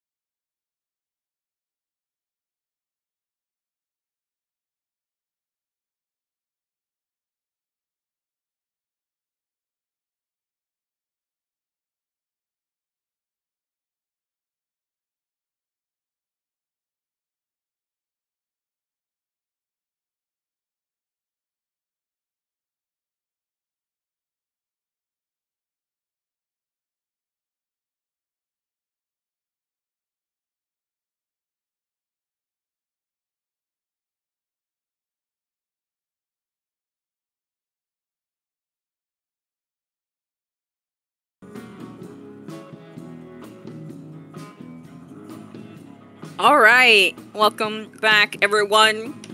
We had a little break. Everyone got snacks. Everyone got a little bit of water. And we're back to continue on with the mysteries here at Paragon Dust. What did everyone get for snack? If anyone got a snack, because I got Totino's chips, goldfish, not the mix. The mix. The princess fruit snacks. Wow, you got whole pieces of toast. Like wow. Fergus, Wow. where's your food? Oh, Did you I eat ate all? it. Yeah. He already ate it. He ate it. Bitch. What was it? If It was- wasn't donut. It was a Schmubway cookie. A what? Nice. No, nice. I'm not saying the name of the real company, even though it's probably fine to say. I just think it's funnier if I don't. Oh. I know got what? it. Sure. I was like, I have never heard that brand before. Where can I get a Unreal. You've never had a Like Schmubway Schmubway? sandwich before? That's us I love like Snickerdoodle though. To them, I love Schmubs. Schmubs like are my favorite. They're your favorite. Oh, good Yeah. to know. We're truly learning things about you today, aren't we? Yeah. Wow. But snacks acquired. Let's hop back into things. You have all left the Aurora Diner with cheesecake and burger in hand, and have piled into Patty's car and have made your way to the Becker household. It's a pretty standard house. Doesn't look like anything particular or special about it. Other than that, it's got a really weird purple mailbox. You think that was probably Julia trying to, I don't know, put a little life to the yard. The yard's a little bit unkempt. Could be not too bad. But you know, a few weeds could be mowed. A little high. You probably wouldn't want to step in the grass. Just seems like no one's been paying much attention to it. There is like one car outside, a simple like mid-size van. I don't know. Cars. It's a car. It holds people. Does Tobias play her son? Does he play soccer? He used to, but he stopped after everything that happened with his mom. Okay. So he used to be on the team, and like he kind of took off school for a little bit, and then came back recently. Yeah. Do the Beckers do they work with, what's the word? Is their accounting firm the Big Money No Whammies accounting firm? My accounting firm. Do they go to the Big Money's No Worries accounting firm to get no their worries. Yeah, sorry, no worries. Big Not Money, no whammies, no- no worries. Big Money No Worries accounting firm? Do they go to it? Yeah, for their is that accounting? their, yeah. You know what? I think it is. I think that they do go Okay. to the Big Money's No Worries. And you For know, taxes. I think you probably spoken to the father, Nick, a couple Okay. times before Okay. he gets passed on to the actual accountant. You know, you're a junior accountant, so you help them, and then like when they need to go Yeah. a little bit deeper, they pass them on. But Yeah. yeah, Big Money's No Worries. I think it's definitely that's the only one that's here. So yeah. This is a side note, but the chat is asking if Patty's van is a minivan. Yeah. Oh yeah. It's a minivan that has 3 rows. Mm-hmm. But it's one of those that has like, you know how there's like some that have like 2 seats in the middle. It's like 3, so she could fit like 9, like 1, 2, 3, 4, 5, 6, Have 7, those 8. built-in DVD players in the back of the Hell yeah! Yeah. Oh Her my van god, is the tricked full out. down screen. Oh, Tricked Yeah. out. You kidding? What? Wow. Patty's not a fool. Wow. Built-in DVD player, not like Yeah. Wi-Fi. DVD players. You got Mhm. CDs on lock. There's like a bunch you can flick through. Wow. Mhm. Iconic is your vehicle. But yeah. So you know that, Steve. So you're aware of the father, and Patty, you know Julia, or you knew Julia. And I think outside you see a little boy. Which you would know as little Tobias or Toby as he goes by. And he is kind of playing around in the yard with their dog, who I think is like a chocolate lab. And he's just like throwing the ball, and the dog comes back and hasn't even noticed you guys because he's just like playing with the dog. Little boy, blonde hair, green eyes, cute little guy. If I've been in the yard, why hasn't noticed you guys? Okay. So I assuming we're in the car. She pulls up, and she's gonna pull down the window. And she's gonna say, "Hi, Toby. How are you?" And Toby's just gonna look on back. Hi, Miss Patty. What are you Hi. doing here? Hi. Well, I heard that your mom was back, and I just wanted to see if I could come visit her Yeah, I think she's in the house. in the house. Okay. Is your dad home? Yeah, Okay. Awesome. Reno's Um, home too. Everybody's home. Everyone's home? Okay, well, I brought some cheesecake. All right. Really? Yes, Really? I did. So, if you actually just let your mom know that we're here to come visit, I'm going to try to get you a big slice. Okay. Promise. Pinky. That's a sacred oath. You know it. I know. I'm very serious right. about these pinky promises, right. baby. You know that. All right. All right. You lock fingers with this young boy before he goes running in the house. Perfect. All right. Yep. Well, Nate and Charlie, I just feel like you should be with him. I think it'd be best if you do some scoping. Oh, yo, sick. Okay. Yeah, I'm like super stealthy. I like a blend in. Yes. I think I don't know what state Julia's in at this point, so I need something, a calming energy, a dull energy. Steve, you're with me. That's what I'm saying. You're with me, Steve. I did actually have a plan. Oh, really? Yeah. Yeah, If share we it. had to, they are with my accounting firm, and theoretically they might.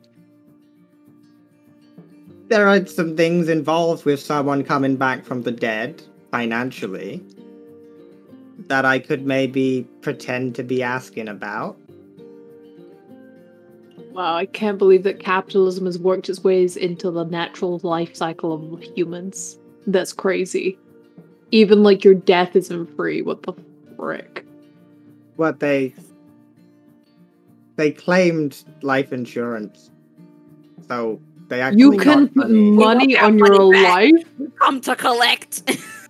But this is actually a valid. Actually, instead of pretending to ask, I think you should genuinely ask. This is actually a really serious issue. They have I knew that money answer. and everything. no. I knew that answer. I'm pretty sure it's in the books. It's just usually I'm not the one to do it Yeah. because I'm a junior accountant. They don't, but Mm-hmm.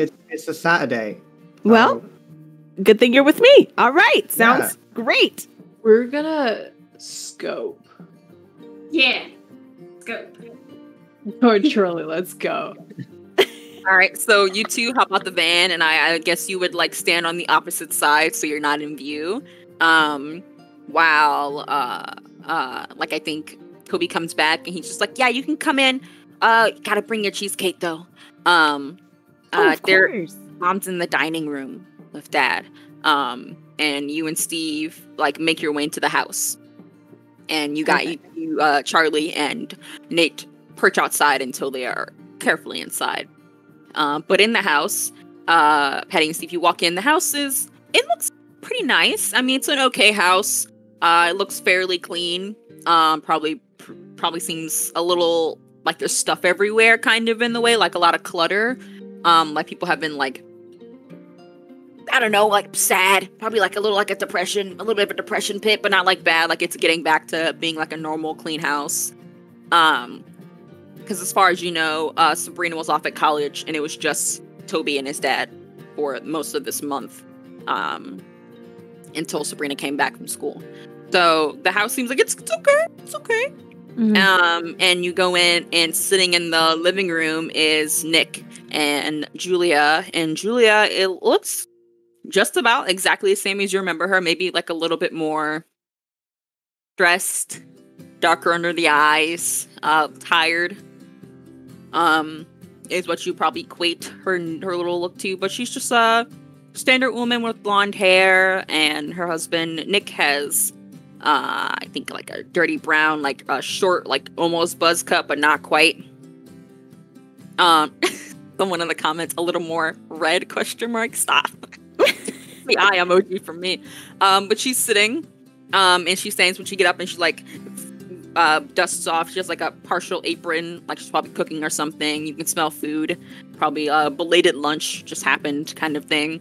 And she's just like, "Patty, it's so good to see you." Julia, hi. Can Patty go and try to hug her? I think you do, and she gives you kind of a half hug. That's kind of yeah, and kind of pulls you back to hold your shoulders. And it's so good to see you. How are the kids? They're so good. Bad as always. How's how's your kids? Well, it's having Sabrina back is good.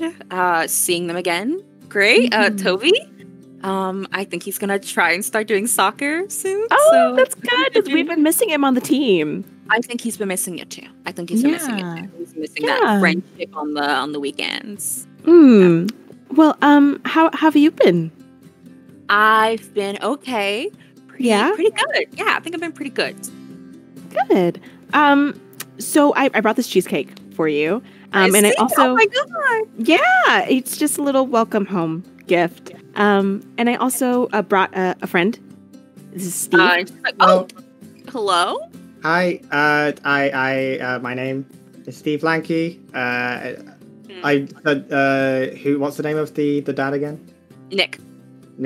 So I kind of give him a wave. It's like, hello, Mr. And Becker. Nick was kind of saying sorry. He's like, hello. Nick looks probably like he's seen better days. Okay. Really tired, really. Like it looks like he's been through some things, kind of deal. Like maybe he hasn't slept for like a couple nights. Maybe like you stay up too late for like a lot of nights. Like you sleep, but you don't sleep like that. Like okay. And Nick's just like, oh, the cheesecake looks great. Thank you, Patty. Of course, I had to put a little extra elbow grease in it. I had to make sure it was good. Flour on here, yeah, from my house. That flour. Yeah, and then he says like, "Hi, Steve. It's hi, good to see hi, you. What's up?" Actually, nice to meet you, Julia, Miss Becker. I'm from the Big Money No Worries accounting firm, and there's obviously some things. Oh, that we were going to sort out during the week. I believe you have an appointment, but I was working today anyway, and I thought maybe if we could talk a little bit more about the way. Yeah. So like what happened, any sorts of things you might be able to claim due to the circumstances and things like that. We can sit down and have a chat. I guess if you two ladies want to catch up in here, I can go start talking with Steve. Looks at you, Patty, and Julian just like, that's perfectly fine. You do all of that. And leads you into the kitchen where you guys sit at the table and leaves Patty and Julia sitting in the living room. And we'll pan outside. What are you guys doing? The group on reconnaissance. Okay, Nate. This creature that you saw, you said it was red and it crawled. It was like a human. It was like a person, like a red human. And like, was it all on fours or was it crawling like up walls? It was like crawling into a window and then like out of a window, and it was carrying something. Okay. I am trying to revive my memory banks, and I can't seem to recall a creature sounding like this. So maybe we should just check for handprints, fingerprints, things like that, right? Yeah. Window. Would I be able to tell which window it was? It wasn't one of the windows upstairs, but you could. If you went to, if you walked around like the back of the houses, you don't see none on the front that match what you saw of the house, but the back of the house is what you think it was. A window back there. I think we should go to the back of the house. I think that's where it was. Okay, all right, let's go to the back of the house. And also another question: is there a way into the forest from the back of the house? Like, does the back of the house lead to the forest or anything like that? It's like the back of the house, and then there's like other people's homes, like at least one more row of homes, kind of like this one person behind them, like past their backyard, which is pretty big, and then like probably past them, it's close enough to the forest, be a bit of a run, but you can get there. You can see it. Neat. Interesting. All right. Cool. All right.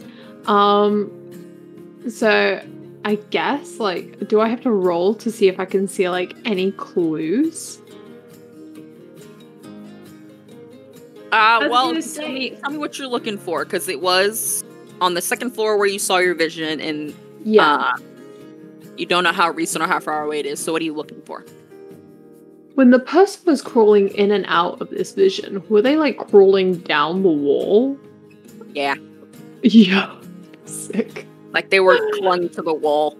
They were like Spider-Man. suction cups. Yeah, Spider-Man. Spider-Man is what happened here. That's the answer to the mystery. You've solved my problem. Let me just end go ahead and end the stream. Mystery solved. It's Spider-Man. It was Spider-Man. He's red too. Oh my god. So I fixed it. I've sorted it. A big brain moment here. Yeah. So I guess I'm gonna investigate a mystery. I'm gonna roll to do that, I guess. Go for it. It got. Oh, it's a shot. What's my shot on it? Oh, it's my. What is it?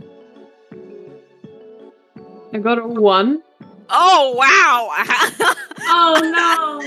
How? Well, I rolled 2 1s, and I got a -1 for my Oh. -1 in sharp. Oh no. All right, so that is that's a full failure. Go ahead and mark experience. I'm scared of those boxes. Those boxes mean you get to level up. Boxes are great boxes, I'm sure. But you and Charlie start maneuvering your way around the house. You go to the back because you assume that's where it would be. And you are making your way around the back, and you actually you think you see something on the side of the house. So you're just like, oh, let me just get up there a little bit higher. And there's a bit of a deck. So you try to like stand on the deck and try to reach up to try and see if you can see what's on the actual wall of the house.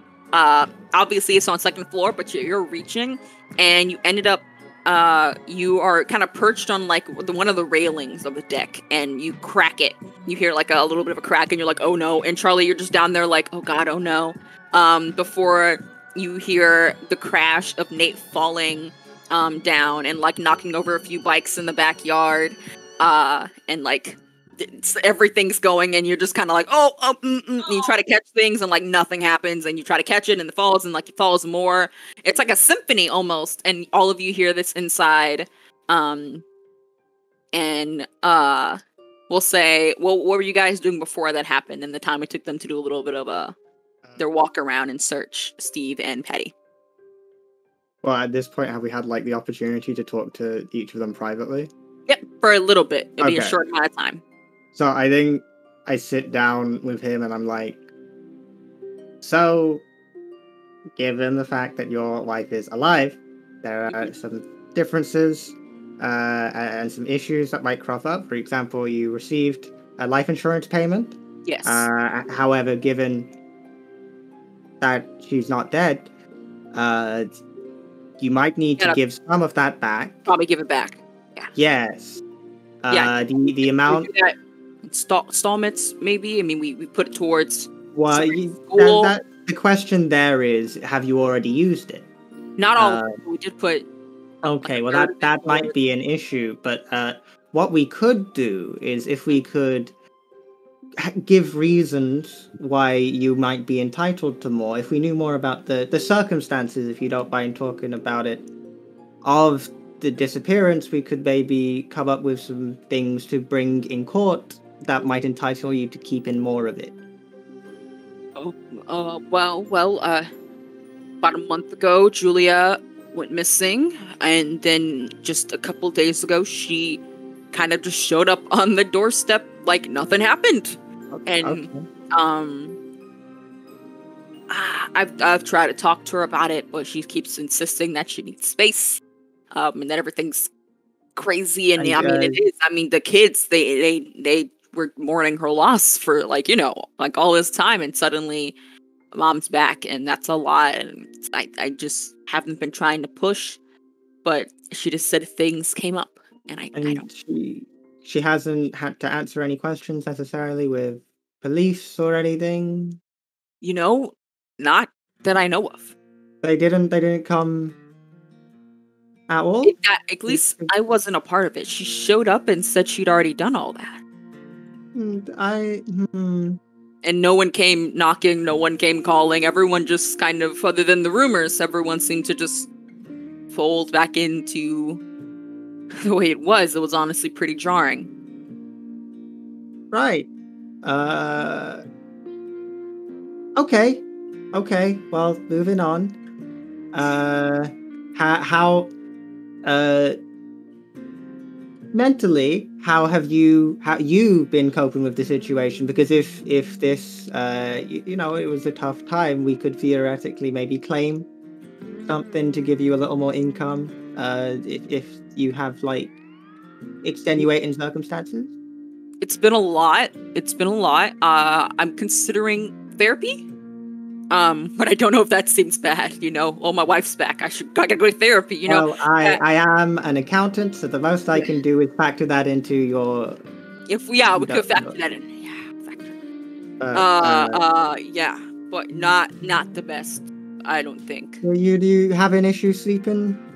You're a little. Actually, tired. I feel like I've been sleeping a lot, but I'm so tired. Oh, that's. It's kind of crazy. I don't know. I feel like I've been sleeping like a lot. I've almost missed work this morning. I slept in so long. Nothing was waking me up, but I'm so tired. It's crazy. You get your full 8 hours of sleep and. Exhausted. Yeah. Strange. I think it's my pillow. I think it's the pillow. Oh, everyone said you gotta get like the cool ones. I've been considering a new bed. Maybe I need like one of those potentially. Whatever the memory foam. Maybe. Are you sleeping in the same bed as your wife every night? Yeah, of course. Okay. Is that now people? I thought that was normal. No, that is normal. You don't seem very. You seem confused. You seem to have a bit of an issue. I'm just thinking about things, calculating in my head. Math? Completely. Are you doing math? Oh. Yes.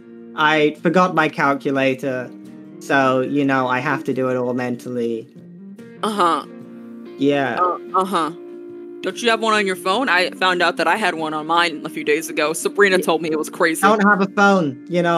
What? Weird. Wow. Yeah. Wow. Yeah. Weird how that worked out. And you end on this very awkward, yeah. Patty and Julia, what are you guys up to? You guys are sitting. She's cut a little piece and she's given a piece of Toby, who came back in. He's like sitting on the porch outside to eat his. So you guys are in the living room. You can vaguely hear, yeah.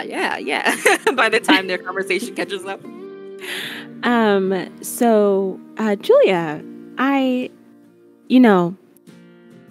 the town.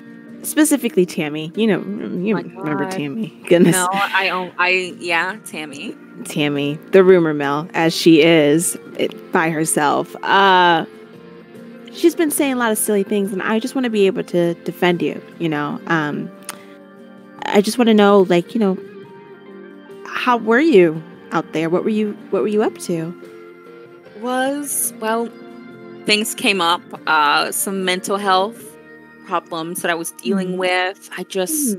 I needed time and space, and I didn't know how to ask for it, and I actually went to a nearby town. And things got crazy, and then money and everything was really crazy. I still need to talk to Nick about it all. I know things can't go back to the way they were. We have to discuss it, and I'm just taking some time to think about it. It's a lot. So you said a nearby town. What town did you go to? Whatever town is next to where we are. That insert name here. Okay, insert name here. I've visited there. It's nice. Insert name. Yeah. It's a nice town. The town's name is insert name. Yeah, I've been there. It's nice. It's very nice. But you were saying money issues. Well, I didn't take anything with me because I didn't expect to be gone, and then right. Yeah. So, but it all worked out. I kind of collected myself. Okay. Got back into me, and I'm back now. Stay. Good. I'm gonna look into some professional help. Good. Yeah. Talk to. Yeah. Well, I'm here for you. If you want someone to take Toby to soccer practice or the games, I'll definitely be able to carpool. Especially so you can see the boys. I think he's missed them. Yes, of course. And we miss him. We miss him so much. How are they? How's little Fiona? She's Fiona, almost 2? Yes, almost 2. Birthday's next month. Yeah, which you should definitely stop by. Oh, the party? Yeah, Ooh, are you there's thinking going to be a little event. outside or Big Bash? You know, I haven't figured all of that out yet. Got you. But I just, just one more question. Is there, from the night that you left, do you remember like why you did or what happened? It was all kind of a blur, I'll be honest. It was all kind of a blur. It was a lot going on, I think, in my head. Right? So not like really. Instead of seeing black, like did you like see red? No, I didn't see red. Okay. All right. And I think that's about the time that both you, Steve, and you want to say? Yeah. Could Patty? She's gonna say, "Can I use the restroom?" Actually. Sure. Right over here, and points you like down the hall. Down the hall. Okay. Mm-hmm. Is that where the thing came in? From Nate's description, no, that was upstairs. It was upstairs. And she's gonna say, "Okay, right, this way." Right there. Perfect. Thank you so much. I'll take your time. Get new towels. So yeah. And you go into the bathroom. Are you doing anything particular? Yeah. Well, I wanted to go upstairs. Well, here's this. I think right about now is when you guys hear the crash. In Nate's yell of someone in towards the back of the house near the kitchen area. It's fallen outside, and Steve and Patty, that's Nate. Charlie and Nate, you guys are outside as that happens. My God, are you alright, Nate? Yo, my bad. No, it's all good. A window open, not quite where you guys are, but like further down. Because if we're there when they hear it, like, are we together? Oh, you guys are both in the house. However you want to react is how you react. Because if they would be like, oh, I'm gonna go check that out, I would be like, don't, please no. I think Nick is very much like, what was that? He's like ready to get up and go see what's going on because it's like his backyard. You know what, Nick? You've had a hard time and you're still adjusting. Why don't you let me and Patty go check it out? I mean, I think that that's like my backyard, and I should really go. I think it'll be fine. It's probably just some like squirrels or something, and I want to try and manipulate someone. Oh, hey, I was about to say, go for it. You're gonna use manipulate someone. I believe that's a charm roll. Yeah. While he's doing that, Patty's like on her way to the bathroom, and she hears the crash, and she's like, "You know what? Actually, I don't need to go anymore. I suddenly do not need to pee. Suddenly don't need to pee." That's a 9. So they'll do it, but only if I do something for them right now to show them that I mean it. Okay. Or if I've asked too much, they'll tell me what, if anything, it would take for them to do it. I think he's just like, Steve, I just heard a really big crash and it sounds like a person, and you're a little guy, I don't want you going out there. Well, I'm not that small. I mean, but if you're an accountant, I don't want you to just run out there and get hurt in my yard. That's on. Okay. I can go check it out. We can go together. How about we go together? Yeah, sure.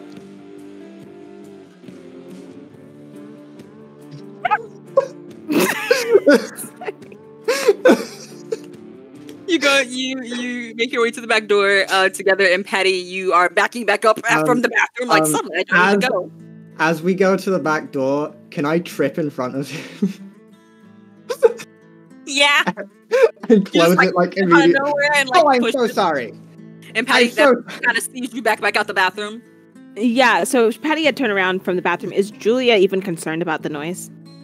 She's gotten up to look at things, but she hasn't stepped into the kitchen. She's kind of just so Patty's gonna hand her plate of cheesecake that she did not eat and be like, "Wow, I am so full. Thank you so much for that. I'm gonna go and see what's going on with Steve. He probably did something silly. Sure. He's kind of clumsy like that. And so she's gonna go to the back and see Steve has knocked over on the floor. Has fallen over and he's just scrambling to hold them up.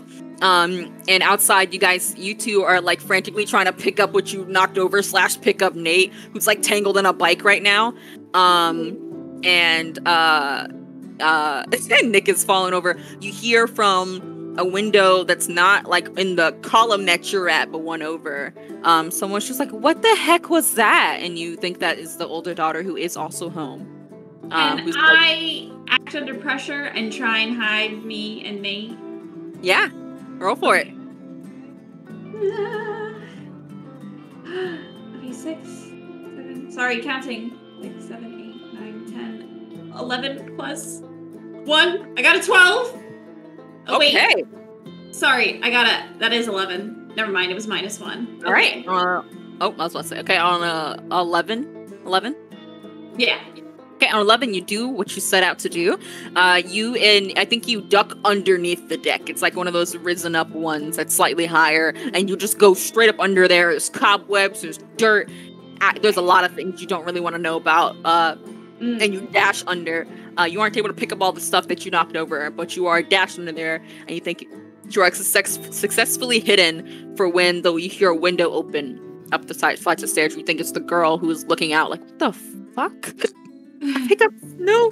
And then Steve, you have successfully fallen roll. Are you doing anything else in your stunts?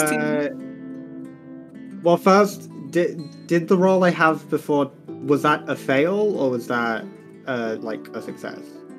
It was like a mix. I just tacked on. He was gonna stop. I just no experience. Like, are you good? Or like he's not in this, so he's not going outside right now. He's stopping. Okay. Then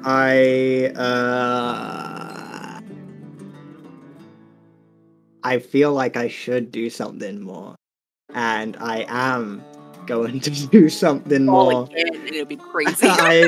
I am going to fall again. Oh, okay, all right. All right. When I fall, I want to act like I've broken something. Mm-hmm. So I trip again, and I'm like, oh no! Oh god! Ooh. Oh, it hurts! Oh my god! Call an ambulance! Oh, I think Nick's like, oh my god! What? Are you okay? What did your arm? What did you do? Oh my god! And he's like, it hurts! Something's happening. I don't know. How do you have like a first aid kit? Wait! Julia, get the Don't call an ambulance. Actually, forget it. It costs too much money. Don't call an ambulance. Oh my god! You know what, Nick? If you can do me a favor, actually, if you can help me scoop Steve up into my van, I'll take him to the hospital myself. Okay. Yeah. All right. Yeah. That sounds like an economically sound decision, so I'm all for it.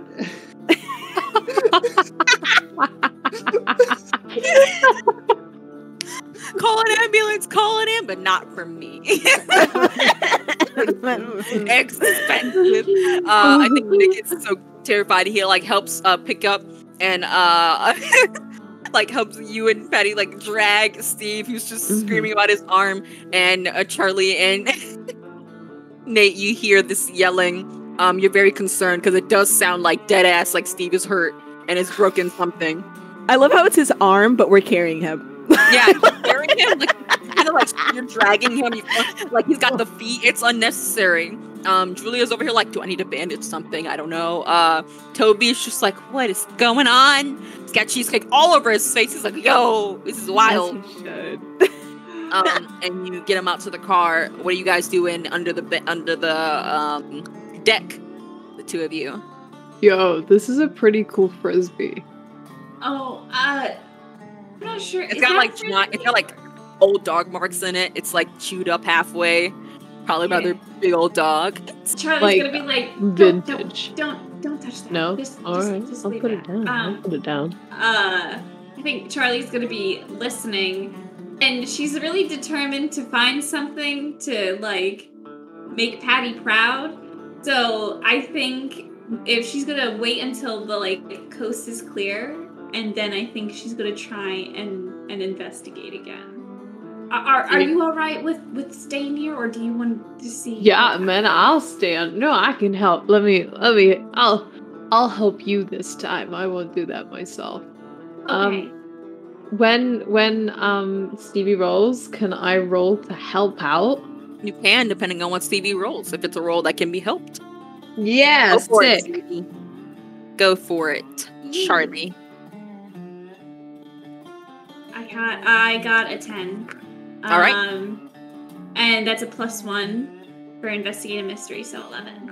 If you want to help out, and if you succeed, you can make that a perfect 12. Well, I rolled a 9, and I have a +2 for cool, so 11. So that gives you a +1 to help out. You have a perfect 12. Holy shit! Look at us! Look at us! Let's get a mystery on a 12. Thought, right? You ask the keeper any questions you want, and not just the listed ones. So what do you want to know? Okay. Any amount of questions or just one? 2. 2. Okay. You can ask the listed ones, or you can ask me a different one that you just want to know. I want to know if I could see any, like, do I see any tracks or remnants of someone crawling, or like tracks of this creature, and what direction it went? Come out of you dust off some cobwebs, and you're like looking up, trying to look around, and you get your little notebook out just in case you see anything. I think you see like faint scratches, like marks. And it's kind of weird. You didn't see them before. And something about you looking now is making them visible. Something has changed about it. But you can see them. These faint scratches that are all going up to like a particular window. You can see the path. It looks like something was clawing. There's a few punctures higher up. Okay. You can see which window it's going straight to, and its claws look like they're going up and down, kind of like there's no path. And can I ask, like, if this jogs anything in Charlie's memory of reading about cryptids, if seeing those claw marks tell her what kind of creature is it? Okay. It definitely has to be with the way that the claws are separated, how far away they are, and the way it is. It's something that walks on 2 legs. It's something that walks like a person. And based off Nate's description as well, it's human. Like, it's a human-shaped figure. I think you can obviously tell that it dragged something out, and you think when you kind of are reading, you think, trying to how to word this. I think you looked over a bunch of different kinds of creatures, and you don't know the exact one, but I do think that it is more narrowed down, that you think it's something that stole someone here. Like, took a person and yeeted them away. And I think you don't know the name of it, is what I think you're at. But if you were to see it or hear it, you'd immediately recognize that might be what it is. All right. Nate, do you see those scratch marks? It looks like claws. Yo. You think they got a cat? No, I don't think it's a cat. I think it's that red thing that you saw. Oh, right, yeah. I think it might have something to do with Julia's disappearance. I think whatever you saw was what took Julia out of the house. Oh, cool. It was carrying something. But I can't remember what kind of creature this was. And she's kind of getting frustrated. She's like, I don't know, maybe... You know what else? I think as you are pointing out the tracks to Nate, and you are like, you're trying to get frustrated, and you're frustrated, you look down at the ground, and you can see like faint divots in the grass, which is pretty high. It's high grass, so you can tell that something moved here. You don't know how recently or how far, but it leads to a shed that they have in the backyard. You can see from here the shed is locked, but you can see the divots in the ground. Nate, that looks like tracks, right? To you? Yeah, it does. And it's going to the shed. So maybe... Let's go to the shed. Okay, let's go to the shed. All right, and I think they follow, they go to the shed. It's locked. Yep, there's a big old lock on it. Mm-hmm. Needs a key. Key. Nate, you have your axe? No. Okay. Nate's like, nah, ma'am. Patty told me not to bring the axe. Right. Speaking of Patty, you're in the car now with Steve. And Nick and Julia are just like, Nick specifically is just like, do you need anything? Do you want the bandage? Honestly, just, it feels better now that I'm not lying on it. So I think I'll be okay if I just, get some medical attention of some kind. Oh, okay. I'm sorry about this. Oh God. It's all right. I'm gonna bring him to and she's gonna like beep on she's gonna like lay on her horn and be like, "Oh, sorry, accident. Sorry, I keep boop," and she does it twice just to kind of like signal the kids that like she's like in the car. I'm gonna bring him to the hospital, and we're just gonna take care of it from here. But I am going to slip him also my business card and say, if Sabrina ever wants to babysit, please let her know. That's my cell phone number. And so she can come over and babysit my kids sometimes, because we didn't get a chance to talk to Sabrina. And I would like to put that there. Yeah. Okay, cool. I think so smart. Patty's got big expert brain. Big brain. I think they're just like, okay, cool. And they're just going. And I think Toby kind of like walks up. So got a little cheesecake on his face, and and Nick's just like, "Come on, they're trying to go."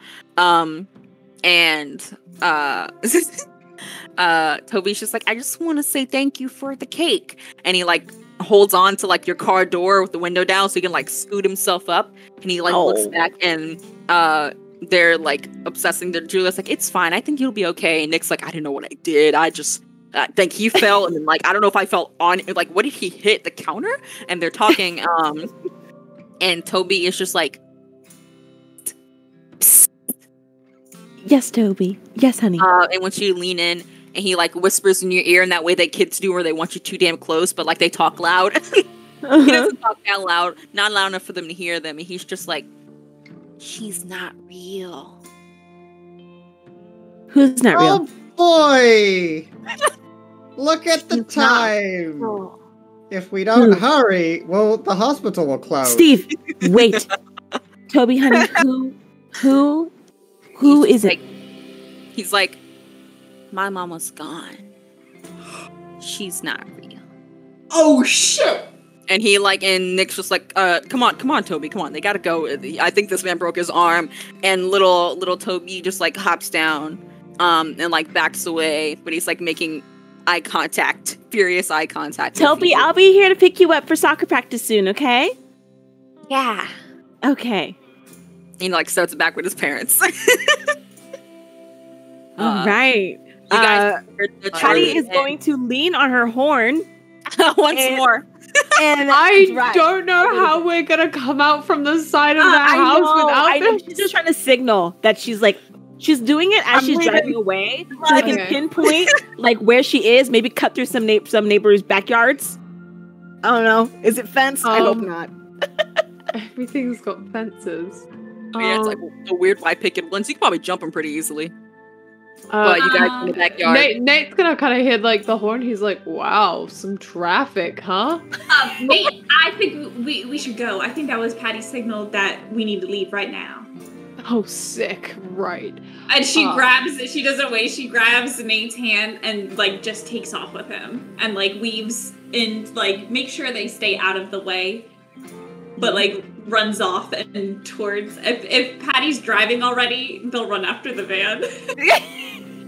I could use some cardio. This is fine. Yeah. I think they go back in the house and they're like waving you goodbye, and Patty's like bye, and then like you drive up like kind of slow. You're just like, where are those suckers? And then like once you two are listening and you hear like the front door close, you just book it. You just run out into the street. Yeah. Patty is like a couple blocks, like a block or two down, and you're just like, she just turned the block. She turned a block, she just looped back around, you know? And you guys are like panicking, running, and then like she's come back around, and you guys are able to like quickly pull over and hop in the van. Okay. What's the van? I love that Woody and Buzz moment right there. Do you have any of that water? Julia. Oh yeah, honey, it's in the back. It's in the little cooler. Oh my god. It's Julia. Patty, me and Nate found some really weird claw marks on the side of the house and tracks that led to the shed, but it was locked and we couldn't get to it, and then you beeped, so we ran. There was a frisbee under the deck. Nate, the frisbee doesn't have anything to do with anything. Claws, shed, Got it. Okay, this is good. This is great. We can investigate. Maybe come back with a couple of... Like, Patty is, like, in her head thinking of all the little tools that she has at home that she can go through to try to break into this thing. Yo. She looks kind of excited. Steve, what happened? Did you hurt yourself? It was really loud. Are you good, my man? I was playing it. I pretended to injure myself to take away from the fact that you made a loud noise so that they wouldn't. Yeah, I got stuck in a rack of bites. Yeah, we heard. But again, it's Julia. What do you mean? Who came back? Yeah. She's going through it. She's she's the monster. Julia's the monster? Julia might be a cryptid. Julia. Nick he looks really tired. And he was saying he was sleeping a lot, but he was even more tired after sleeping. And he was sleeping in the same bed as Julia. And then there's I love Steve. I mean, in my brain buzz, like, it was the dead of night when this thing was doing the crawling. If he's tired, what if he's doing the crawling? I don't know if he's the issue. Was it the body being dragged out? Because sure, if it was the body being dragged out, that was probably like along when Julia got taken. Yeah.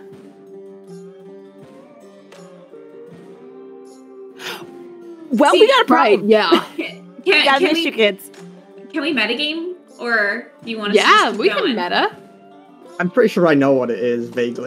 What is in my head is that this red thing took Julia, did some sort of thing. It is now Julia disguising like body snatcher stuff, and it is absorbing whatever is Nick. Like they're taking away their energy. And She did say she was like back in herself again. Yeah. I found that weird. Interesting. This isn't really necessarily metagaming with how much horror movies that Charlie has seen. Straight up Charlie being like, "No, listen, I've seen a film about this. Let me say that in my accent. Body snatcher stuff. Like she could be swapped out. She could be swapped out with the creature, and now the creature's pretending to be her. So what creatures are capable of shapeshifting and also eat life? Do we want to head back to... Well, we can head back to my library. We can see what Henry has in the library. Yeah, and then we can get managers. Go back to the shed. He said managers. I see why you don't. Well, I mean, if we need to get in the shed, I could probably... I take out my multi-tool and hold it up and put out my lockpick. I could probably, do stuff with that. Steve, you're like the coolest guy I know. Steve, what you doing with those? Well, you never know. Sometimes you get locked out, and it's hard, if you don't have your key. Oh, okay. Yeah.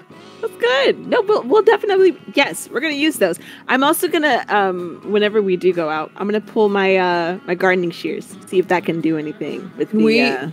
Can we go back and for me to get that axe? I just really, while the kid doesn't really intimidate me, I don't want to get yelled at again, because it kind of ruins my vibe.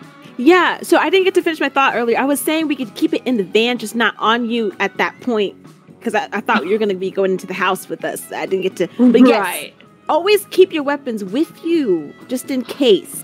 Right. I would, but one time when I had it out with me, someone called the cops. And understandably so, I didn't have a license, so I drove away, and now I'm banned from the state of Alaska.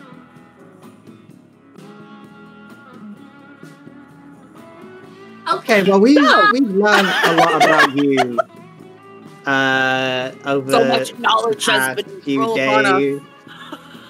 All right, where are you guys going? Library. We're going to Patty's library. Yeah. Okay, so going back to Patty's place and going into Patty's vault. Yes. Little vault. Okay. So you arrive back at Patty's. What is up to? What are you up to? So we get to my place, and at the library, there's the little entertainment section, but there's also Henry's office, and Henry is Patty's late husband. And so she doesn't really go into the office too often. And so when we go in there, there's a little bookcase that has all these different kinds of books, really old looking. And you can tell they really haven't been touched in a while. And so she's gonna just start picking up books and like handing it to different people, and seeing if we can just come across anything. So I guess we're going to roll. Go ahead. Go ahead and roll a sharp for me. You're gonna be, I guess you'd probably be investigating a mystery once more. Probably a final one to investigate. Yeah. Can I roll to help out? Again? Yes, depending on the roll. A help out when you get a full success can give a +1. So if you have a roll that can bump you up with a +1, Patty. Okay. So wait, I roll sharp, right? Yep.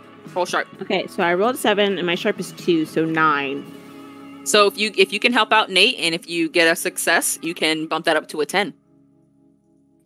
I got a 5 plus my cool, so that's a 7, which means I grant them a +1, but I expose myself to trouble or danger.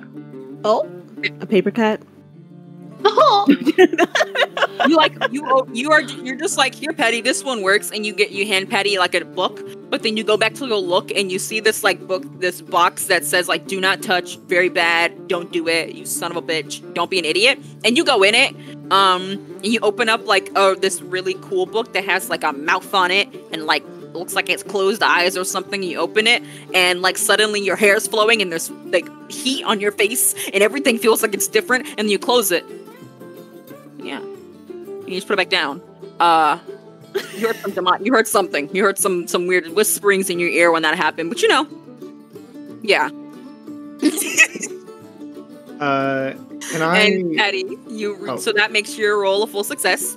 What would you like to know? I get 2 questions, yeah? Yep. What sort of creature is it? All right. So upon your reading, you got some clues here. You got red. You've got this, and that, and I think you are reading through, and you think that it is. You find out like exactly what it is. I think through you're looking with this full success that Nate has helped you with after exposing himself to danger. It is what is known as a boo hag. Boo hag. Boo, like just boo, like a fun little boo, but like also hag. And it's a form of this weird creature that is not. It's immortal, very hard to kill. But it sustains itself by absorbing the life force of others when they sleep, by stealing their breath and stealing their energy when they sleep. It kind of hovers over them. It looks nasty. I'm looking. It looks real nasty. It looks real nasty. Oh, it's horrifying to look at. Wait. Oh, I'm scared to look it up. I'm literally reading about it. I don't like it. I'm scared. Basically learned that. I'll let you look it up, Sweet, if you're doing that. You can see an image. Oh. Okay. Thank you. I'm never gonna like put monsters up on the stream, but I'll just let you all go and find them and just be horrified on your own time. Oh, I found this like artwork explaining what it does, and I don't like I'm about to sing it. So no, that's let me narrate it. Let me narrate it. It's terrifying. It basically steals the skin of people and wears it like a suit to run around and live its best life, and it absorbs energy to become stronger. So you kind of come to the conclusion that it probably stole Julia's skin and is currently absorbing from the family in order to become stronger, and is currently wearing her skin. So that's what sort of creature it is. Yeah. There's an expression sometimes used in South Carolina. Skin. An expression sometimes used in South Carolina says, "Don't let the hag ride you." Yeah, because how they absorb is if they cling to your body while you're sleeping, just kind of delicious, like pasta, like pasta.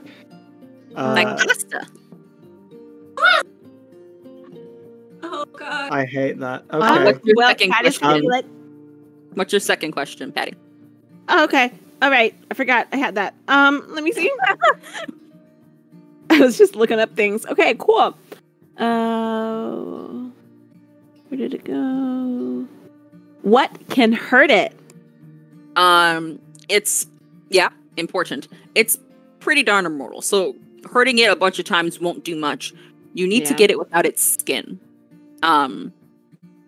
And this might not be entirely accurate based on what you guys research. I'm going to take and put my own flavor on things and monsters and creatures. So don't be like, no, that's a lie whenever I say something. Give us the flavor. Give us the art flavor. Like, you need to catch it without its skin. Things like the sunlight, if it's out during the day without its skin, it can die. If it doesn't have a skin for a long period of time, it could also die. And that's the weakest point. That's when you're going to do the most damage and be able to attack it when it doesn't have any skin. And if you cut off its source of life draining. So you need to take his petticoat away. So, I hate that. So I think while they were looking for it, Steve was like, there's no point in me also looking when they clearly know better about what they're looking for. And I think he's also like, nunchucks probably aren't going to do super well against whatever this thing is. So I think he's low-key looking if there's anything to do with magic. What do you mean? Any books that talk about magic or how to do it. Oh, I think you probably have books on magic, Patty. Mm-hmm. I think you can find a few magic for dummies, and then a few actual archaic texts about it, and you can skim through them. Yeah, I think I've been skimming. I don't know. Can I try? Certainly try. Okay. You can certainly try. I think I'm gonna use magic just right now. Yeah. Just what's your goal? What do you want to do? Can explain how use magic works as you do that. So I pick an effect and I say what I want, how I do it. So I think I still have a wound, I think, from the first session, unless that got healed. I kind of assume that you guys were good just for the sake of continuity, but you can say it and then use this as an opportunity. I will say you are not someone who has magic. Yeah. Pretending you can use magic, so this will probably be pretty darn difficult. Yeah, it's just trying to or letting you try. Yeah. So I guess I'll just try to heal one harm. I read that an incantation to heal stuff, and I just want to make an attempt to maybe. I think it was my arm got scratched and that it's still You want to try and heal that? Yeah, okay. Just to see if I can heal that over. Go ahead and roll weird. Plus weird. Plus you're weird. Oh. Uh-oh. That's a 6. Alright, so go ahead and mark that experience. Yeah, mark that experience. Is there does something bad happen, or does it just not happen? Something bad always happens when you roll below a 6. Oh no. I think you're in the corner and you're trying to whisper the words to yourself. Everyone's just it's this. So that's what it is. And you guys are all paying attention. Nate just had an extra experience with the book just then, where he thinks he saw something that was beyond the world that you're in. And Steve, you're just in the back and you're just maybe it could be cool. I can do that. I can do magic. And you're whispering this incantation and you're just oh, this one's meant to heal. And I think you actually do harm. I think you actually take harm. And you, for some reason, you are just reading this incantation and you're trying to understand it. And then you're just dang. And your arm, the cut that you had deepens. And now it's it's not a slightly healing wound. It's deepened cut. And you take one harm and the ignore armor and the blood just kind of seems to whoosh out into the book. It's Am I currently at 1 harm? Yeah, we'll say you're down 1 harm. Okay. Let's take I think I'm the way harm works is that if you at 7 does not mean you are without wounds. You can have a scraped knee, but that's not a harm, But now you are at 1 harm. You are down 1. I think Steve is immediately oh, that really hurt. The magic's real. Yeah, man, this book just blew in my face. Charlie and Patty, you both just look back and hear, ow, this book just blew in my face. Oh my god, Steve, are you okay? I mean, physically, no. Mentally, also no. But I also now believe in a slightly more magical world because it's literally magical. Yeah, and I think Charlie takes the book and she puts it back on the shelf. But you shouldn't just go touching things willy-nilly around here. that thing takes the skin from people and drinks their life force. I'm not going in there without magic. Yeah, but we should really just let Patty tell us what to do. She's the one who knows everything, okay? She'll tell us, and she'll keep us safe. I know that. Well, we've got to get it in the sunlight. We have to get it out of its skin. That sounds gross. How does That's that all I've got. Do you think it chills out in the shed when it doesn't have its skin on? I'm just saying, right? An idea. From your readings, if you were gonna get it, if it was ever gonna take its skin off, it would be at night, of course. You don't know where it would keep its skin when it took it off, but that's when it would most likely do it. We could go hide in the shed until night. Well, Shed's I mean, locked. if the shed is locked, I mean, and it sounds like that thing might be using it, I don't know if it's the safest place for us to hide. What if we hide around the side of the shed? The And side of the ambush. shed. ooh. I Okay. can get my axe and I Please. can like, yeah. I just need to check if it's like Republican or not. Just say that we're gonna say that it is. Oh, It's right. red. Mm-hmm. Yeah. Actually, I do know a little bit about the Beckers' accountant history. They do donate a lot to the Republican Party. They Julia, suddenly Julia, do, Julia. just like Yeah. that. Julia, Canon. Julia, Julia. It's canon. Well, yeah, Well. guys. I'm not really sure how to get it out. I feel like Henry has dealt with these kind of things. He's probably knew a little bit more than I do, honestly, when it comes to this. But I do know, as it says here, sunlight is probably the best way. So maybe in the middle of the night we can steal its skin and then coax it out of the house or the Well, shed, wherever it is in the daytime. I like mean, that idea. If we steal its skin, does that mean we just have a dead lady's skin? Yeah, I'm not super thrilled about that part. So she really is dead. She's gone. Right. She's gone, baby. Oh, okay. Yeah. Well, Yeah. that sucks. I mean, at least she already had her funeral, though, right? So you don't need to take away their life insurance payout that they got? Capitalism. That's doesn't right win after the that. day. That's the bright side.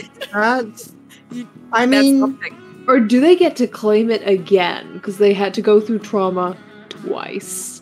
well, no. The answer is no, because That doesn't you have seem to very pay- fair. You would have to have two separate life insurance, and then I think Steve goes on a spiel.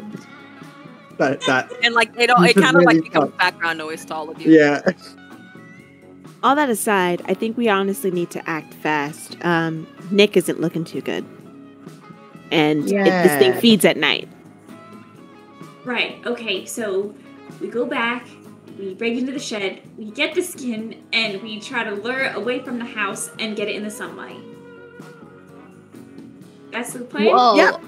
yeah, I mean, like, I think that, like, once it's done, like, having its dinner, I guess, like, it's gonna crawl back outside. And if it can't wear its, Julia's skin, then where's it gonna go?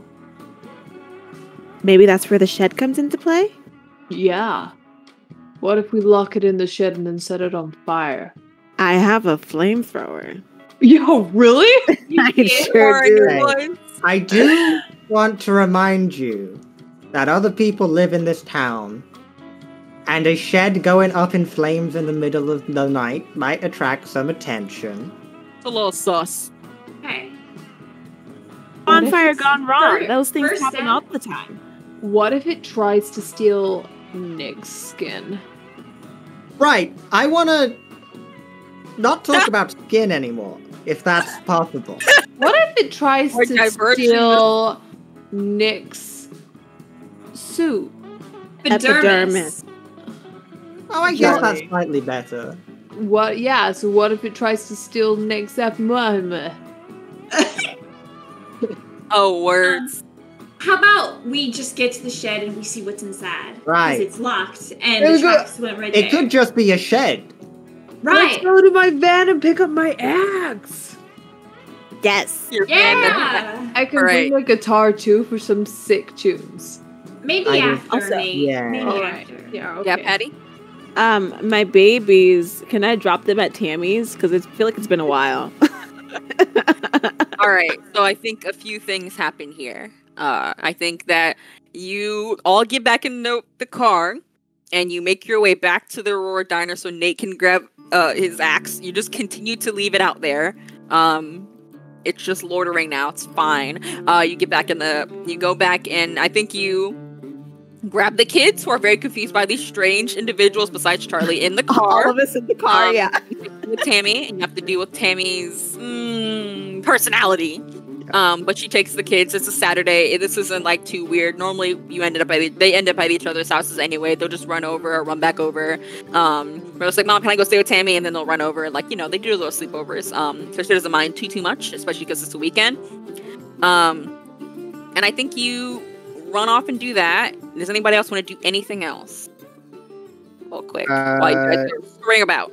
Can I pocket the magic book? So it's like secretly without telling anyone. Oh, wow. Wait a minute, stealing my man's stuff.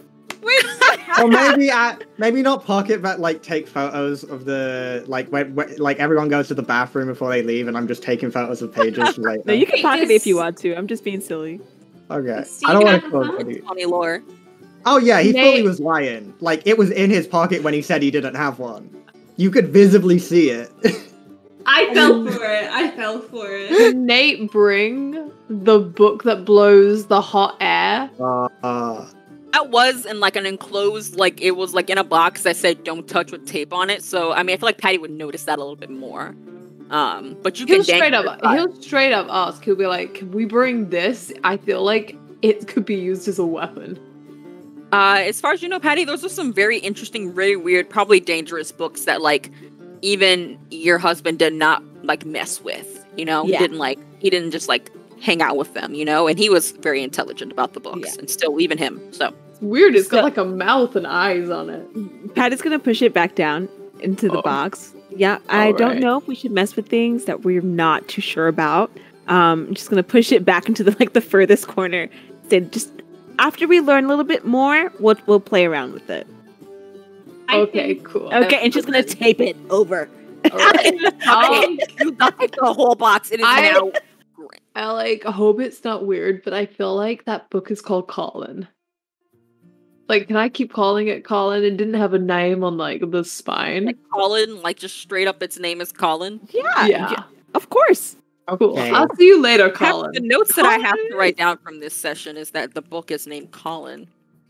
I think that the thing that Charlie's gonna do before they leave is look at the wall of the study, and I think she's gonna see a picture of Hattie and Henry and her when Charlie had her prom, and she's just gonna look at the photo and just smile at it, and nod to the photo, and then walk out.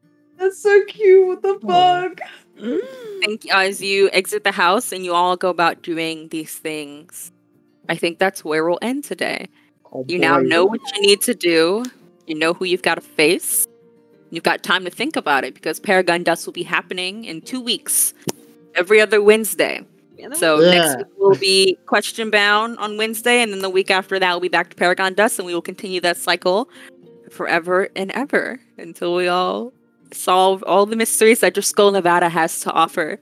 Well, I do believe Waywards is happening this week. Yeah. So be sure to tune in on that on Saturday. Mhm. Thank you all so much for joining us. It has been so much fun. Thank you all, my lovely players, for being amazing and hilarious. We're so excited to share this story with you, and it was such a joy starting it out. And I hope you all had a good time. Be sure to follow our Discord so we can scream about this later. Yeah. Exclamation point Discord. Thank you to God who did all the tech for us. Hold on. thank you, God. Thank And I hope God. wherever you are, wherever it may be, I hope you're having a great day or night. And we'll see you guys in the next one. Bye for now. Bye.